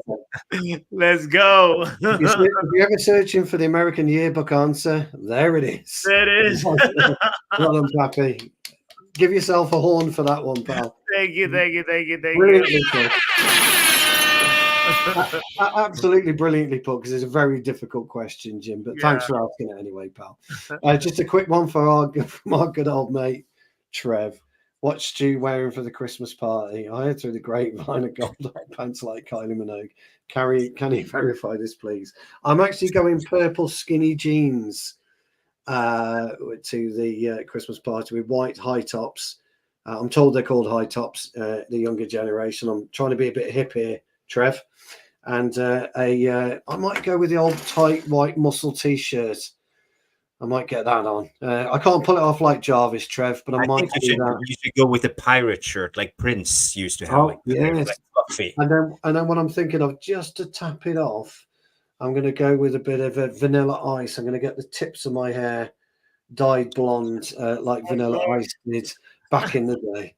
And I think that should do the job, Trev. You let me know your thoughts on that, pal. And the fastest shapes that you can, oh my God, buy for money. Yeah. And Trev, I'll be able to pull it off. I can't pull off the tight white like Jarvis, but I should be able to pull the rest of it off, old friend. Another good question here from Trev, actually. Always comes up with a couple of great questions. What do you think of the 30 days notice period for Amorin? Is that a bit unusual? He won't be in until the 11th. I think so. We're on the back foot already. Small club mentality, should that have been brought forward? Or I think he's saying it, in his opinion, it should have been brought forward. Jarvis. Well, I would like to give it to you, Stu, but I can give a quick answer. What I think, when they see Man United, I think they see money when Man United come in, and clubs try whatever they can to just rinse us for as much money as possible. And Sporting obviously are trying to do this. What are they doing with Amorin for 30 days? He's on. He has basically resigned. It will be interesting to see him tomorrow against City, but I wouldn't like to have a manager in there for a 30 days notice period. It's not how a football club should operate. So but I think it's all down to money. Yeah, I agree. I also, on the same token, I like the fact that he wanted to stay to the end of the season, see out the full season with Sporting, and I also like the fact that he realised the importance of this group of games that he's involved in right now for the club. Beating City will take them a long way for Champions League qualification, so I kind of understand that as well. So I'm more comforted by the fact that we've got a manager who's kind of got a bit of loyalty there. But we don't, bearing in mind though, guys, don't forget we said to him, it's now or never. We've forced his hand. I think it's a great question. I think money as well. But I think ultimately it's worked out quite well for us both. Lucky Singh's been in. If you've asked a question, Lucky Singh, we may have missed it and we haven't starred it. And I know you've made a couple of points. So if you do have a question, we've got 2 more to go. So get it in and Jarvis will star it for you. Yeah. Trev's got he can't go without rinsing us all, can he? And here it is. What's Pappy's favourite Monopoly piece? Or does he go straight to jail? I love Monopoly, by the way. I love Monopoly too. Actually, do this thing where you distribute the property before actually, just to speed up the process, because the waiting for everybody to land on a property and then you acquire it's just too much. But anyway, I think I like to. My favorite piece is the hat. That's my favorite one. And I love to pass go, and collect 200. That's what I like to do. You won't be surprised, fellas. I like the boot, because I like to shove the boot at people's ass when I play Monopoly. I love it. I'm a bastard when I play Monopoly. Do you make under the deals? I'll do anything to win. Pappy, I'll do anything to win. Anything? Oh, God. You're in jail, pal. What do you mean? Look, you rolled a double six. Get to fucking jail. I'll do anything to win. Sorry, sorry, Neil. I apologise for my language. Jarvis, what's your favourite Monopoly piece? I usually go with a car. I'm conventional. I like to drive the car. Is it a Tesla, though? Is it a Tesla? That's what I want to know. No, it's not a Tesla. But the thing is, I can't even play Monopoly anymore because we have the Monopoly game in our house. I try to play it with my kids, but now we have the modern day with credit card stuff, and you have like a bank, and I don't understand because the old cash. The old cash. Now I only play chess with my son. We can't even play Monopoly anymore because I don't understand the game anymore. I don't understand how you exchange money and I don't get it. Get your Monzo card out, or whatever it's called. I don't know. My lad's going over to the States, Pappy. He's going to New York with his girlfriend's family for a few days. Oh, nice. All right, Dad, how much are you giving me? I'll get it out for you. No. Just put it on my Revolut card or whatever it is. That's awesome. I hope he enjoys it. I hope they enjoy it. Yeah, he's looking for it. It's his first time, so he's looking for. But he's going to watch his favorite team are playing the New York Red Bulls, New York basketball Knicks. Okay, yeah, Brooklyn Nets or something like that. He's going to watch a basketball game. Yeah, he's really looking forward to it. Yeah. So, a couple of questions to go. Jarvis has been punked twice here, one by Trevor Wade and one by Dave. So Dave says, Jarvis, the connoisseur of potato chips. What's your favorite flavor? For me, it's salt and pepper. Salt and pepper. You gotta have them both. That's black pepper and salt. Yeah, that's mine too. Pappy? Oh, I like the barbecue one. I like. You have Lay's over there, don't you? We have Walkers. I think they're the same brand. Yeah, you're called Lay's, aren't they? Yes. Lay's, yes. Sour cream is also not bad. I like to switch it up, Pappy switched it up. Me and Jarvis are boring and all with the old salt and pepper. Variety is the spice of life. You know what I'm saying? Right. Well, there you go. If you want a connoisseur, forget me and Jarvis. Happy's your man. One final question from Trev to Jarvis as well. Can Jarvis actually play the guitar, or is it an ornament? My guess it's like his golf swing. Trev, where have you been? Thank you, Trev. It's here. It's here, but it's a funny story. I had to bring it here just to save the guitar because my boy and his friends were playing football inside the living room, and when they get going, they are getting mad. It's like. They shoot so hard, I'm afraid that they break something. And my guitar got some couple of hits, so I had to bring it here just to keep it safe. I do play the guitar sometimes, but you don't want to listen to me doing this on air. It's well, I've got a drum kit. Well, I've got a smallish drum kit, and I have to put the headphones on because I'm fucking useless. I just bang it around like this, I'm like anyway, but I do play some I would say British music, some 90s like Radiohead and stuff like that. It's not like pop music. It's more like Okay, they were radio. Paranoid Android is one of my favorites, and I practice on it all the time. We'll So give you Radiohead. We'll give you Radiohead. yeah, next time. Lucky Singh, he did have a question for us, guys.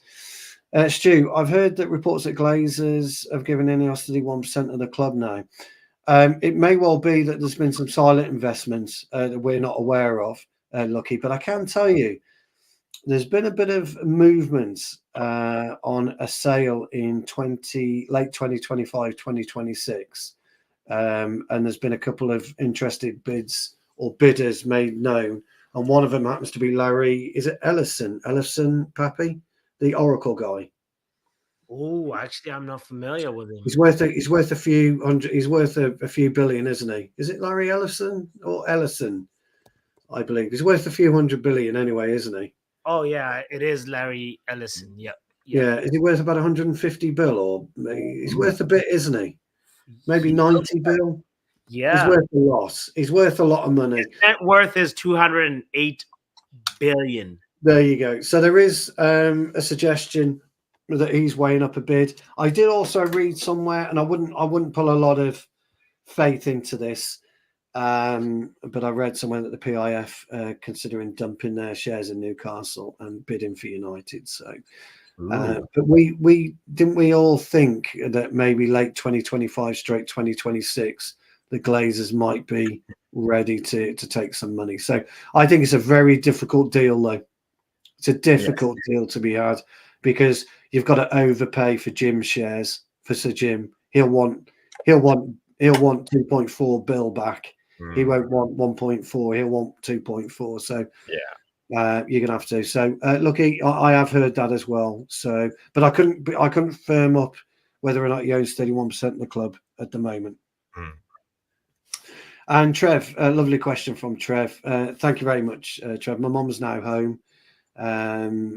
She came home yesterday, and we sorted her. She's in a bit of pain still, but she's up and about. So thank you very much for asking, pal. I really do appreciate it, guys. I've really enjoyed that Q&A, as I always do. Some great questions. Great questions, yeah.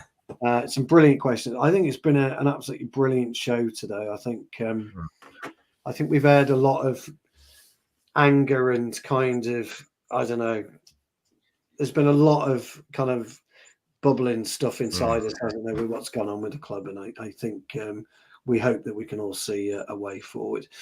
Just to thank everybody in the VAR room as well. You've all been brilliant. But I shall hand you over to the main man, Pappy. I'll get you. Sorry, Jarvis. That went over Jarvis's head, that one, didn't it, Pappy? He's still wondering about how do I play Radiohead now? Poppy. Yeah, go on, I'll Pappy. give the honor to you because you haven't been in the driving seat, so you can finish off the show and thank everybody, thank the guests. And I was in the driving seat last week. Yeah. I got to drive the Lamborghini a little bit. So anyway, big shout out to everybody that got in the questions, people that asked, even other people that commented and kept the chat alive. Big shout out to all you guys. It's been such a pleasure. And more importantly, also everybody that has hit the like button. Guys, it's very, very simple. It may seem like a small thing, but it actually helps the channels grow because we're streaming. Obviously, the show is being hosted on MUFC Realist TV, but we're also streaming it to my channel as well, which is called Football Power Hour. So kindly, if you're watching this on Football Power Hour, jump over to MUFC Realist TV, give the show a like as well, and subscribe. It will really, really make a difference. We want to grow as a community, and the only way we can do that is by you supporting with hitting the like button. So big shout out. Last question that has been snuck in here before we close. Definitely. It's a question for Jarvis. Air guitar or fresh air golf shots? Golf shots. Or both. That's easy. Fresh air golf shots, 100%.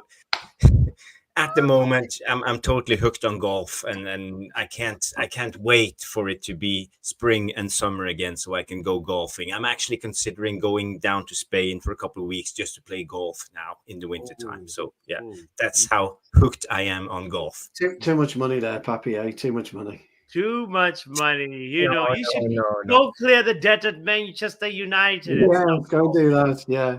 You know, just before also we go, and this is from the three of us. If there's anything you really like to know about us, you want us to discuss, anything, just drop us all a line, and we'll talk about what you want, guys. Yeah. You know, we've built up a really good community now, as Papi said. You know, we know each other, all of us in the VAR room, all of us around here, we're all comfortable. It's just anything you want to know, any questions. In fact, if you're struggling and you want to reach out to us just to chat to us, if you're lonely or you need to talk to us, and all of us will give up our time to be there for you guys. You know, we thank you for tuning in and listening to us rabble on for 2 and a bit hours, and you know, so we're very grateful. Yeah, but we got something special here, and it's not just us three, you know, it's you guys in the VAR room, and I'm so thankful that you actually are tuning in every Monday night 9 p.m. just to watch us rattling on for a couple of hours, and we try to make a different show. We try to make it lighthearted, and when we talk about football, we talk about football. I've been in the game for 40 years. Stu has been in the game for so many years. Papi's played football.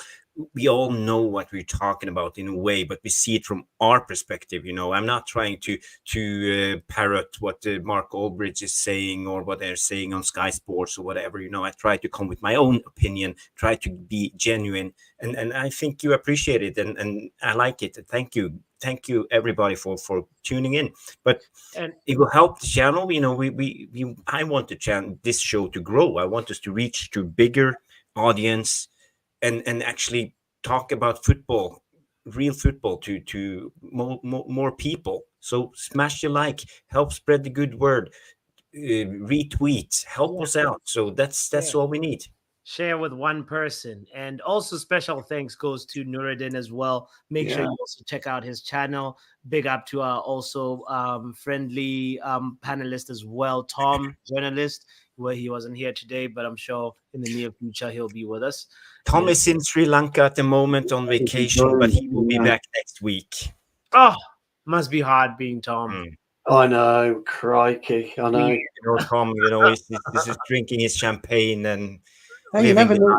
You never know. In the new year, we might be able to do a joint show in Norway, because I've got to go to Norway on business around February time. So me and Jarvis might appear on the same screen. You never know. Oh, in bikinis, menkinis.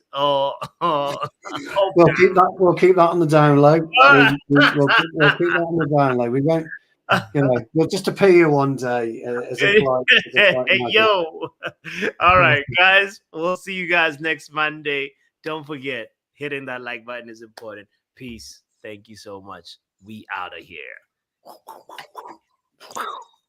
Jarvis. I can't find the end stream. Okay, all right. Try it again. Okay, do it again. Don't forget, special thank you from Stu, Jarvis, and Basota Papi. See you guys next Monday. Now, Jarvis.